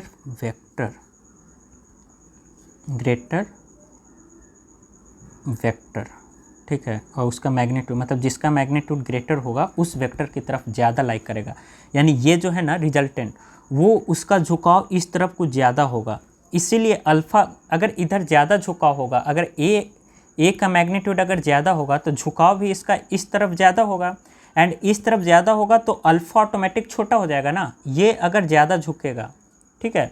जैसे अगर मान लीजिए, मेरा कहने का मतलब है ये 5 है एंड और क्या, मान लीजिए ये अगर 4 है, ठीक है, अगर इसका रिजल्टेंट है, ठीक है, तो ये जो रिजल्टेंट आएगा ना इस तरफ ज़्यादा झुका हुआ रहेगा, ये अल्फ़ा की तरफ, ये बीटा होगा, तो alpha will be greater then beta, sorry beta will be greater then alpha, beta will be greater then alpha, यानी मोर जितना ज़्यादा मैग्नीट्यूड होगा एंगल उतना छोटा उसके तरफ होगा, या फिर ये बोले कि इंक्लाइनेशन उतना ज़्यादा होगा, इंक्लाइनेशन अगर ज़्यादा होगा तो एंगल ऑटोमेटिक छोटा हो जाएगा, इसीलिए मैंने लिखा कि एंगल जो बीटा होगा that will be greater than angle alpha, because magnitude of a is greater than magnitude of b, ठीक है। क्या बोल रहा है कि 3 non coplanar vector can never give zero resultant, so minimum number of non coplanar vector of different magnitude must be 4 to get zero resultant, ये important है, याद रखिएगा। देखिए क्या रहा है, सपोज हमारे पास कोई 3 ठो नॉन कोप्लेनर वेक्टर है। एक ये प्लेन एज्यूम कर लिए मान लीजिए, ठीक है, ये वेक्टर ए है, ये वेक्टर बी है, एंड ये इस प्लेन के परपेंडिकुलर एक और वेक्टर है, that is vector suppose vector क्या मान लीजिएगा, मान लीजिए वेक्टर डी है, ठीक, जो कि इस पूरे प्लेन के परपेंडिकुलर है। समझ रहे हो बात? जिस प्लेन में ए बी वेक्टर अगर इस प्लेन में रखा हुआ है ना, तो इस प्लेन के परपेंडिकुलर डी वेक्टर है, ठीक। तो इसका जो रिजल्टेंट होगा, जब 3 नॉन कोप्लेनर है तो ये तीनों नॉन कोप्लेनर हो गया। तो अब एक बात बताओ, तो ए बी का जो रिजल्टेंट होगा वो कहीं ना कहीं इसी प्लेन में लाइक करेगा। मान लो इसको सी वेक्टर नाम दे दिया, ठीक है, या फिर रिजल्टेंट ही नाम देते हैं। Resultant is equal to A vector plus B vector के बराबर, ठीक है। तो अब ये जो डी वेक्टर हो गया वो फिर से आर वेक्टर प्लस ए वेक्टर का परपेंडिकुलर हो गया ना, क्योंकि देखो जिस प्लेन में ए बी वेक्टर रहेगा उसी प्लेन में रिजल्टेंट भी इसका लाइक करेगा। अगर ये वेक्टर है ये बी वेक्टर, तो इसका रिजल्टेंट भी इसी प्लेन में लाइक करेगा।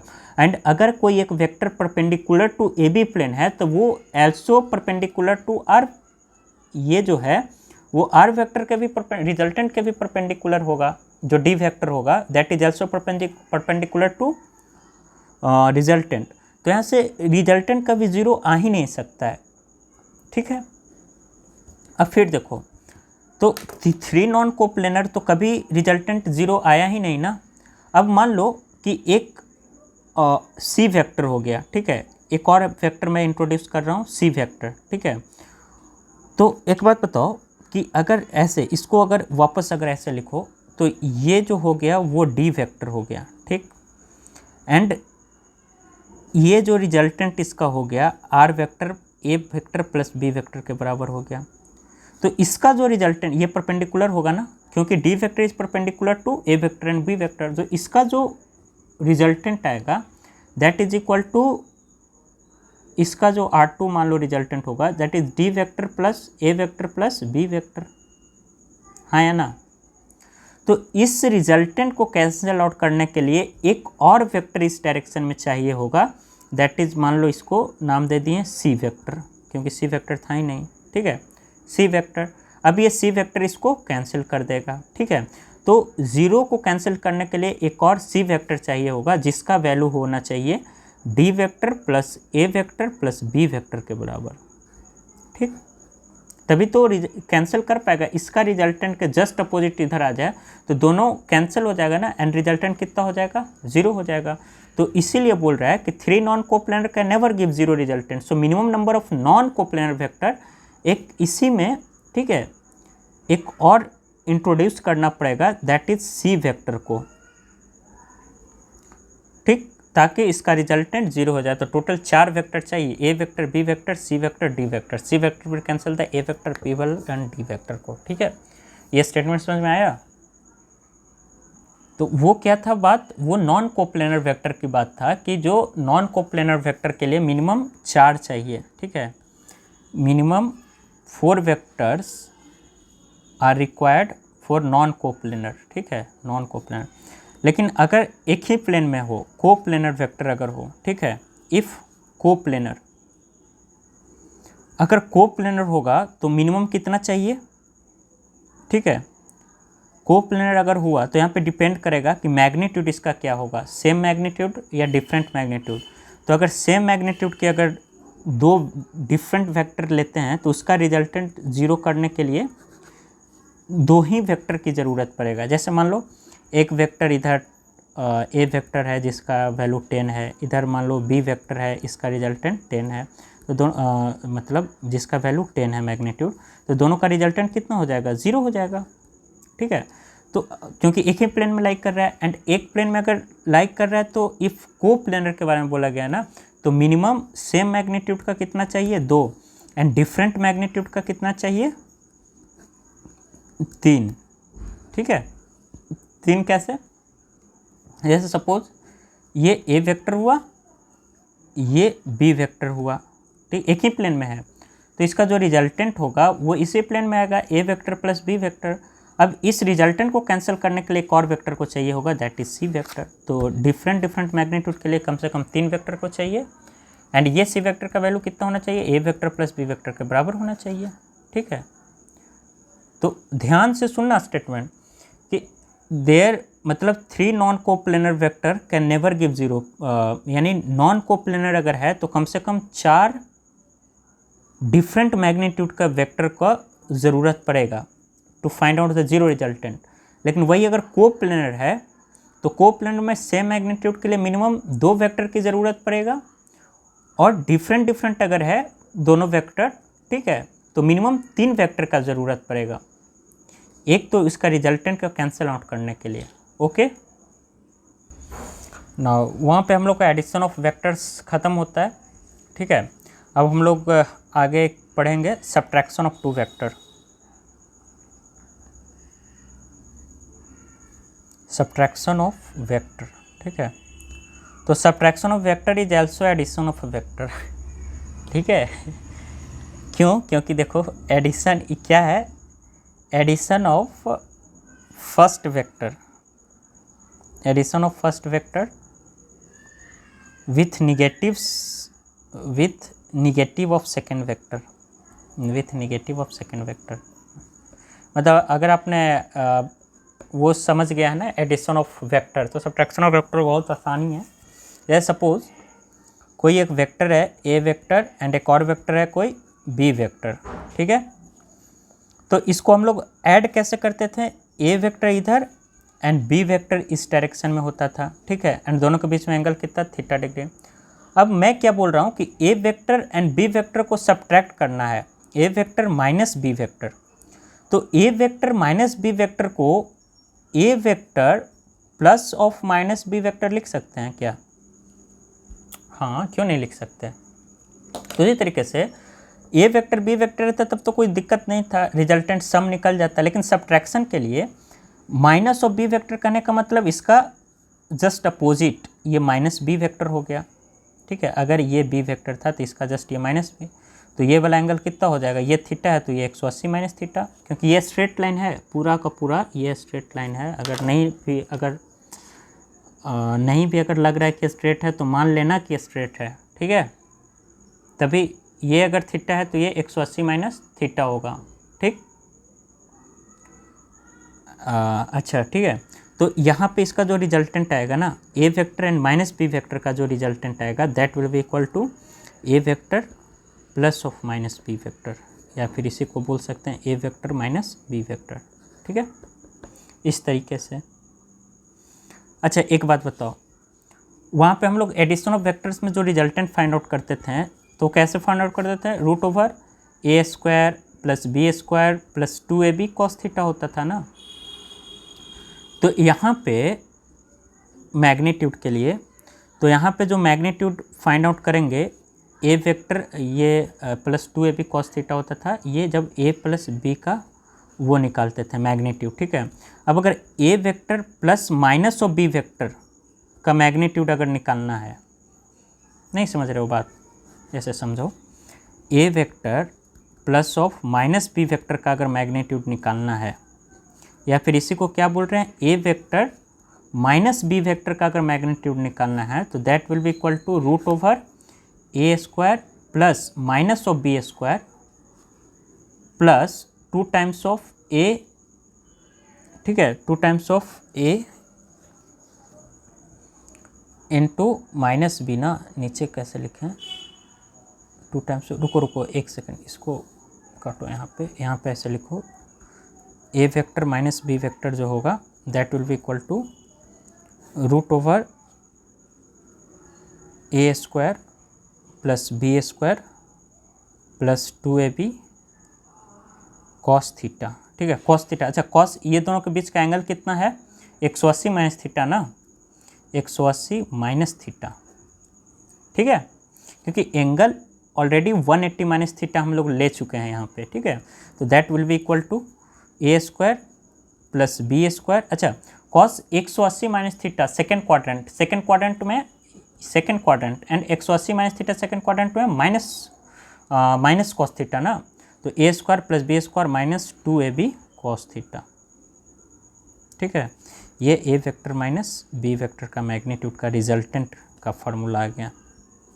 ये जैसे वहाँ पे प्लस था यहाँ पे माइनस है, और क्या, ठीक है, सेम है, यहाँ पे प्लस था यहाँ पे माइनस है, कोई दिक्कत। उसी तरीके से टेन अल्फ़ा अगर निकालना है, टेन अल्फ़ा समझते थे ना क्या था, B sine theta upon a plus B cos theta. तो इसी तरीके से यहाँ पे टेन अल्फ़ा जो हो जाएगा दैट विल सेम होगा बी साइन थीटा, बस यहाँ पे साइन ए प्लस बी कॉस थीटा की जगह पे ए माइनस बी साइन थीटा हो जाएगा, क्योंकि साइन ही रिवर्स हो जाएगा ना फिर, ठीक। Sorry, A sine theta upon B cos theta होगा यहाँ पे, बी कॉस थीटा, ठीक है, बी साइन थीटा अपॉन ए माइनस बी कॉस थीटा, ठीक है। एक चीज़ और, जैसे यहाँ पे ही अगर हम लोग समझने की कोशिश करें कि ए वेक्टर माइनस बी वेक्टर का वैल्यू रिजल्टेंट मतलब क्या होगा व्हेन थीटा अगर 0 हो जाए, सोचो, that will be equal to A square plus B square minus 2 cos 0, cos 0 कितना होता है 1, कॉस 0 1, तो माइनस 2 ए बी हो जाएगा। यानी यहाँ से बोल सकते हैं कि ए वेक्टर माइनस बी वेक्टर का जो वैल्यू आएगा that will be equal to a minus b का होल स्क्वायर बन जाएगा ना, यानी ए माइनस बी के बराबर, ठीक है, ए माइनस बी। ये डिफरेंस बी माइनस ए भी हो सकता है, मतलब हमेशा पॉजिटिव आएगा, ठीक है, डिफरेंस पॉजिटिव, इसीलिए ये साइन लगाया है। अच्छा, वहीं पे अगर थीटा 180 डिग्री हो जाए तब क्या हो जाएगा, a vector minus B vector का जो मैग्नीट्यूड आएगा that will be equal to when theta 180 degree. तो जब थीटा 180 डिग्री करोगे तो कॉस 180 माइनस 1, तो रूट ओवर ए square plus B square minus 2ab into cos 180 ना, तो माइनस 1 ना कॉस 180, तो that will be equal to A square plus B square plus 2ab। यानी a vector minus B vector का जो resultant आएगा that will be equal to A plus b ना, कब, जब थीटा 180 डिग्री होगा। समझ में आ रही है बात यहाँ पे। यानी यहाँ पे आप देखोगे तो सिनेरियो चेंज हो गया है। कैसे से मैं बताता हूँ दूसरे, जैसे हम लोग एडिशन में क्या पढ़ते थे कि अगर एडिशन इधर ले रहा हूँ, ठीक है, एंड इधर सब्ट्रैक्शन ले रहा हूँ, सब्ट्रैक्शन, तो पहले तो फार्मूला ही चेंज हो गया ना रिजल्टेंट का, कि आर जो होगा that is root over, resultant का जो वैल्यू आएगा रूट ओवर ए square plus B square plus 2ab cos theta, और यहाँ पे जो रिजल्टेंट का वैल्यू आएगा that is root over A square plus B square minus 2ab cos theta, correct. यहाँ पे टेन अल्फ़ा का जो वैल्यू आता था that is b sine theta upon a plus B cos theta. यहाँ पे जो टेन अल्फ़ा का जो वैल्यू आ रहा है that is equal to b sine theta upon A minus B cos theta ना, ठीक है। यहाँ पे क्या लिखा था, a minus B cos theta, ठीक है। इस तरीके से अब एडिशन में हम लोग क्या पढ़ते हैं, जब थीटा अगर 0 हो जाए, मान लो कोई इस पे ए लग रहा है एंड इस पे बी लग रहा है, कोई रिजल्ट मतलब दो वेक्टर है, ए वेक्टर एंड बी वेक्टर, तो इसका जो रिजल्टेंट हम लोग पढ़ते थे जब थीटा 0 होता था तो that is equal to A plus b ना, हाँ या ना। लेकिन सब्ट्रैक्शन ऑफ टू वेक्टर जब आएगा तो एक ए वेक्टर इधर है एंड बी वेक्टर नहीं, माइनस बी वेक्टर, यानी बी अगर इधर है तो माइनस बी इधर होगा ना, that is B vector minus B vector, हाँ या ना। तो इसका जो रिजल्टेंट अब होगा that is equal to a minus B.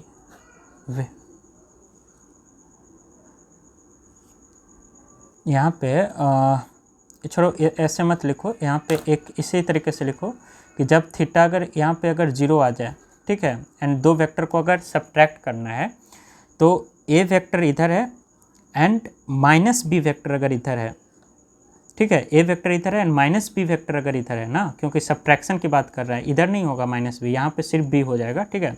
A vector and minus B vector अगर इधर है एंड तो दोनों के बीच का एंगल कितना हो गया 0 डिग्री, तो रिजल्टेंट कितना आ गया ए माइनस बी आ जाएगा, ठीक है। इस तरीके से अगर थीटा 180 डिग्री होता तो इधर जो रिजल्टेंट आता that will be equal to a minus b, दोनों का डिफरेंस, लेकिन यहाँ पे जो थीटा अगर 180 डिग्री हो गया, आर व्हेन थीटा अगर 180 डिग्री हो गया, ठीक है, तो यहाँ पे जो रिजल्टेंट का वैल्यू आएगा that will be equal to A plus B, just opposite, हाँ या ना, ठीक है। हाँ, और अगर थीटा यहाँ पे 90 होगा तो यहाँ पे जो रिजल्टेंट आएगा that will be equal to root over A square plus B square. तो यहाँ पे भी जो थीटा अगर 90 होगा तो यहाँ पे भी रिजल्टेंट का जो वैल्यू होगा that will be root over A square plus B square. यानी हम लोग बोल सकते हैं यहाँ से एक चीज़ कि at theta is equal to 90 degree और पाई बाई 2, ठीक है,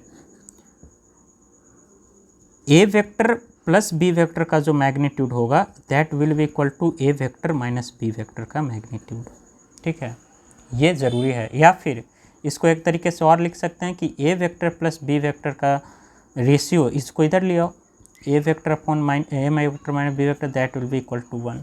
या इसको जब आप ग्राफ से अगर सॉल्व करने की कोशिश करेंगे ऐसे, ठीक है, कि मान लो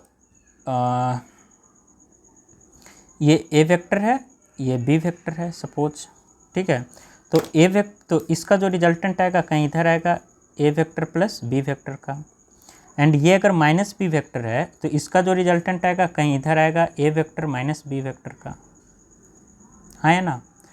तो ये दोनों के बीच का एंगल पूछ सकता है कि ये एंगल बताओ कितना डिग्री होगा, तो पाई बाई 2 या फिर 90 डिग्री, ठीक है, ये याद होना चाहिए। तो ये ऑब्जर्वेशन था।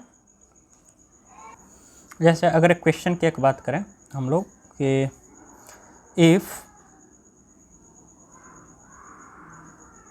ए कैप प्लस बी कैप का जो मैग्नीट्यूड है दैट इज़ इक्वल टू √3 है, ठीक है, तो आपसे बोला गया है फाइंड द मैग्नीट्यूड ऑफ या फिर resultant of A cap minus 4 times of B cap, इसका वैल्यू आपको बताना है कितना होगा।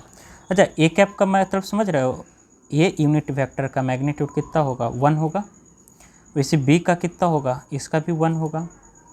एंड देखो ए एंड बी दोनों का जो रिजल्टेंट है वो √3 है।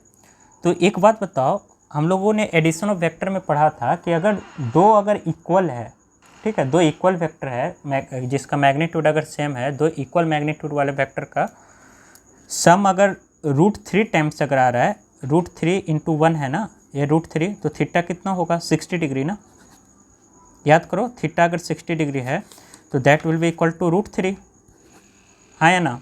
तो अगर ये √3 है, इसका कहने का मतलब कि ए एंड बी के बीच में, मतलब A vector and B vector के बीच का जो एंगल होगा that will be equal to 60 degree ना।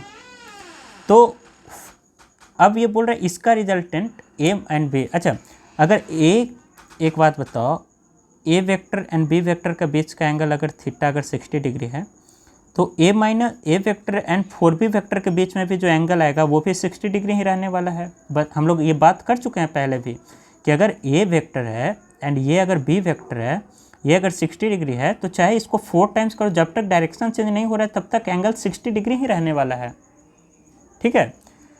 अब बोल रहे हैं इसका वैल्यू बताओ कितना होगा। तो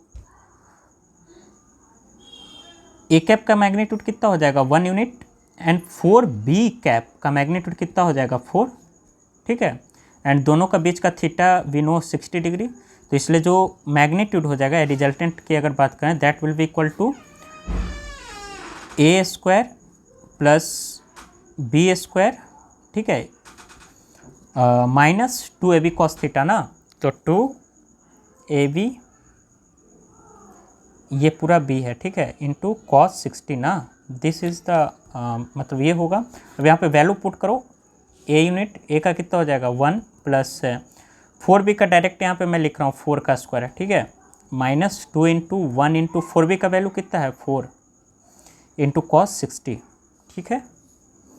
सो ये मैग्नीट्यूड चल रहा है हम लोग का रिजल्टेंट या मैग्नीट्यूड जो बोलो, that will be equal to 1 + 16 minus 4 × 2 = 8 into 1/2 ना, तो 2 × 4 = 8, सो 16 × 1 = 17, 17 माइनस 4 दैट इज़ 30 ना, तो this will be equal to √13 and this will be the answer, ठीक है। ये समझ में आया बात। अच्छा, जिसको अगर स्ट्राइक ना करे तो वो सिंपली यहाँ से थीटा निकाल लेना। थीटा कैसे निकालोगे, वही मेथड कि रूट का स्क्वायर करेंगे, मतलब resultant is equal to root over A square plus B square plus 2ab cos theta करके, ठीक है।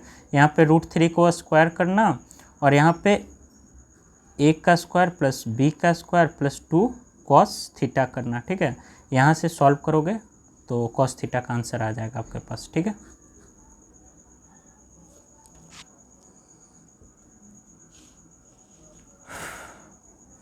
नाउ अब देखो सब्ट्रैक्शन ऑफ टू वेक्टर। मान लो कोई दो वेक्टर्स है, ए वेक्टर एंड बी वेक्टर, दोनों का जो मैग्नीट्यूड है वो ए के बराबर है and theta is the angle, theta is angle between them, theta is angle between them.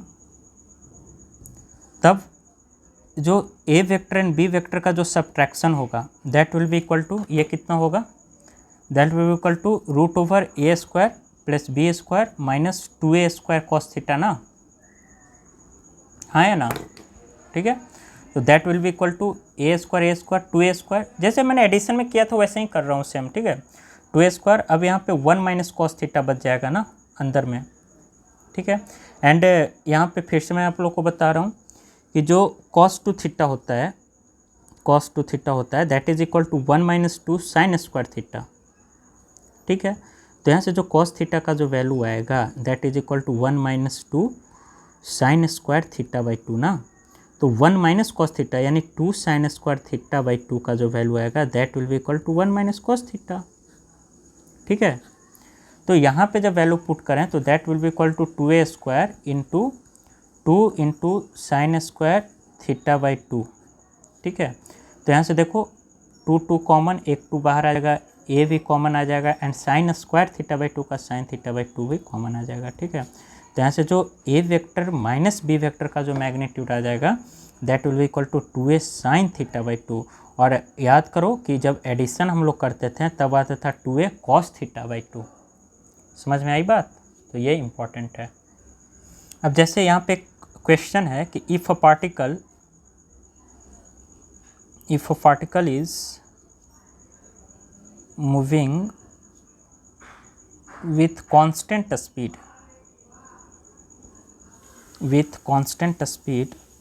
v on circumference, ठीक है, find magnitude of change in velocity from A to B, ठीक है। अब ए टू बी क्या है कि सपोज ये एक सर्कल है, मान लो क्या है ही, मान लो नहीं बन पाया परफेक्ट, ये 60 डिग्री है, दिस इज 60 डिग्री एंड ये पोजीशन ए है and this position is B. And बोल रहा है कि जो पार्टिकल है ना वो भी वेलोसिटी से चल रहा है, ये भी होगा, कांस्टेंट स्पीड है भी, ठीक है। एंड इधर भी ये कुछ भी रहा होगा इस तरीके से, हाँ है ना। तो अब बोल रहा है कि बताओ चेंज इन वेलोसिटी। तो अभी जो हम लोगों ने कुछ देर पहले पढ़ा कि कहाँ गया वो पेज, कुछ देर पहले पढ़ा ए वेक्टर माइनस बी वेक्टर ये निकालने वाला 2a साइन थीटा बाई 2, ये यहाँ पे सब्ट्रैक्शन ऑफ वेक्टर। तो ये subtraction of vector change in velocity निकालने में भी हेल्प कर सकता है ना, हम लोग को चेंज इन वेलोसिटी निकालने में भी चेंज कर सकता है। कैसे? देखो यहाँ पे भी देखो, ये 60 डिग्री से रोटेट हो गया ना, ये अगर भी है एंड कांस्टेंट स्पीड से चल रहा है तो एक बात बताइए हमें, कांस्टेंट स्पीड भी जो है मतलब इसका जो मैग्नीट्यूड होगा वो मतलब कांस्टेंट हो गया ना, वेलोसिटी का मैग्नीट्यूड ही तो स्पीड होता है, कांस्टेंट स्पीड से चल रहा है। तो जो चेंज इन वेलोसिटी आएगा डेल्टा वी से अगर इसको डिनोट करें that will equal to v2 minus v1। अगर ए पर अगर v1 था, ठीक है, तो ये मान लो v2 है, ये मान लो v1 है, ठीक है। ए पोजीशन पे v1 वेलोसिटी है, ठीक है, एंड बी पोजीशन, तो डेल्टा v जो आएगा v2 माइनस v1 आएगा ना। एंड v2 माइनस v1 का मैग्नीट्यूड दोनों का सेम ही है, v के बराबर, हाँ या ना, इतना चीज़ समझ में आ रहा है। मैग्नीट्यूड दोनों का सेम ही है, v2 माइनस v1 के बराबर। तो अब एक बात बताओ, अगर ये वाला एंगल अगर 60 डिग्री है तो इसको अगर ऐसे एक्सटेंड करो तो ये तो V2 हो गया, ये V1 हो गया, एंड तो ये अगर 60 है तो ये वाला एंगल भी कितना होगा, 60 डिग्री होगा। याद रखना कि अगर जो रेडियस एंगल 60 डिग्री बना रहा है ना, वही जो चेंज वेलोसिटी वाला जो होगा V1 एंड V2, वो सरकमफ्रेंस पे भी वही एंगल मेंटेन रखता है 60 डिग्री के बराबर, ठीक है। या फिर ऐसे समझना, ये 60 है तो ये 120 होगा, ये 120 है तो ये आउटर वाला 60 डिग्री होगा, ठीक है। तो इस तरीके से ये 60 है तो ये आउटर वाला भी, देखो इसको अगर मैं जूम करूँ यहाँ पे, ये हम लोग का कुछ इस तरीके से है, एंड ये अगर 60 डिग्री है, ठीक है, एंड ये अगर V2 है एंड ये अगर V1 है, तो मैं क्या कर रहा हूँ कि ये V2 को कुछ इस तरीके से ऐसे एक्सटेंड कर दिए, एंड V1 एंड V2 अलग अलग वेलोसिटी वेक्टर ही तो हो गया। तो ये अगर 60 डिग्री है ना, तो ये वाला जो एंगल है ये भी 60 डिग्री ही होता है। तो ये आप लोग याद रखना। एंड ये V1 है, ये V2 है, and we have to find the change in velocity, ठीक है। तो जो चेंज इन वेलोसिटी यहाँ से आएगा V2 minus V1, we can directly write that is equal to 2v sine theta by 2 ना, साइन थीटा बाई 2। तो यहाँ से जो वैल्यू निकल कर आएगा डेल्टा V का 2v, क्योंकि V1 एंड V2 का जो वैल्यू है दैट वो कांस्टेंट स्पीड v से ही चल रहा है, ठीक है। तो 2v साइन 60 के जगह पे क्या है 60/2 ही देखो, ठीक है। तो 2v sine 30 degree, and sine 30 half होता है, तो डेल्टा v का जो वैल्यू आएगा that will be equal to 2v into 1/2, that is delta v is equal to v, ठीक है। तो ये हमारा तो ये क्या मतलब सब्ट्रैक्शन ऑफ टू वेक्टर का एक क्वेश्चन ये लास्ट था। अब देखो कुछ डिफरेंस, जैसे जो वेक्टर एडिशन होता है ना, या फिर addition of two vector, addition of two vector, addition of two vector is commutative in nature. ये हम लोगों ने पढ़ा था शुरू में, commutative in nature. That is अगर ए वेक्टर प्लस बी वेक्टर करें तो that will be equal to B vector plus A vector, but subtraction of two vector, ठीक है, subtraction of two vector, subtraction of two vector, subtraction of two vector is not commutative, is not commutative. यानी यहाँ पे अगर हम लोग a vector plus B vector A vector minus B vector is not equal to B vector minus a vector, ठीक है।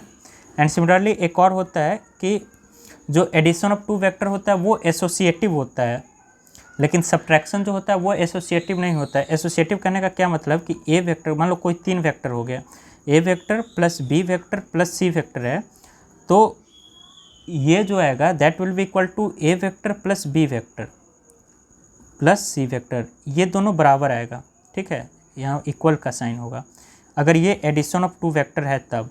But subtraction of vector, but subtraction of vector, addition के लिए ये बात सही है, लेकिन सब्ट्रैक्शन ऑफ सही है, but subtraction of two vector, subtraction of vectors are not associative in nature, are not associative in nature, associative in nature, ठीक है।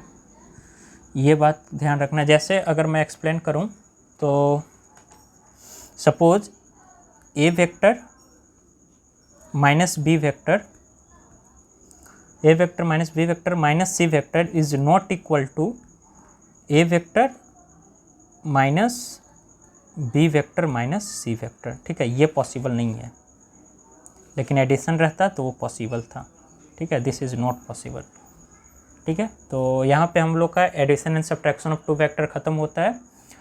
एंड अगले लेक्चर में यहाँ तक आप लोग क्वेश्चंस लगाइए, जहाँ भी मटेरियल, जिस मटेरियल से आप पढ़ रहे हैं, एलन आकाश जो भी इंस्टीट्यूट से आप पढ़ रहे हैं वहाँ का आप मटेरियल लगाइए। एंड अगले लेक्चर से हम लोग रिजोल्यूशन ऑफ वेक्टर्स एंड फिर उसके बाद dot product and cross product आगे बात करेंगे, ठीक है। All the best.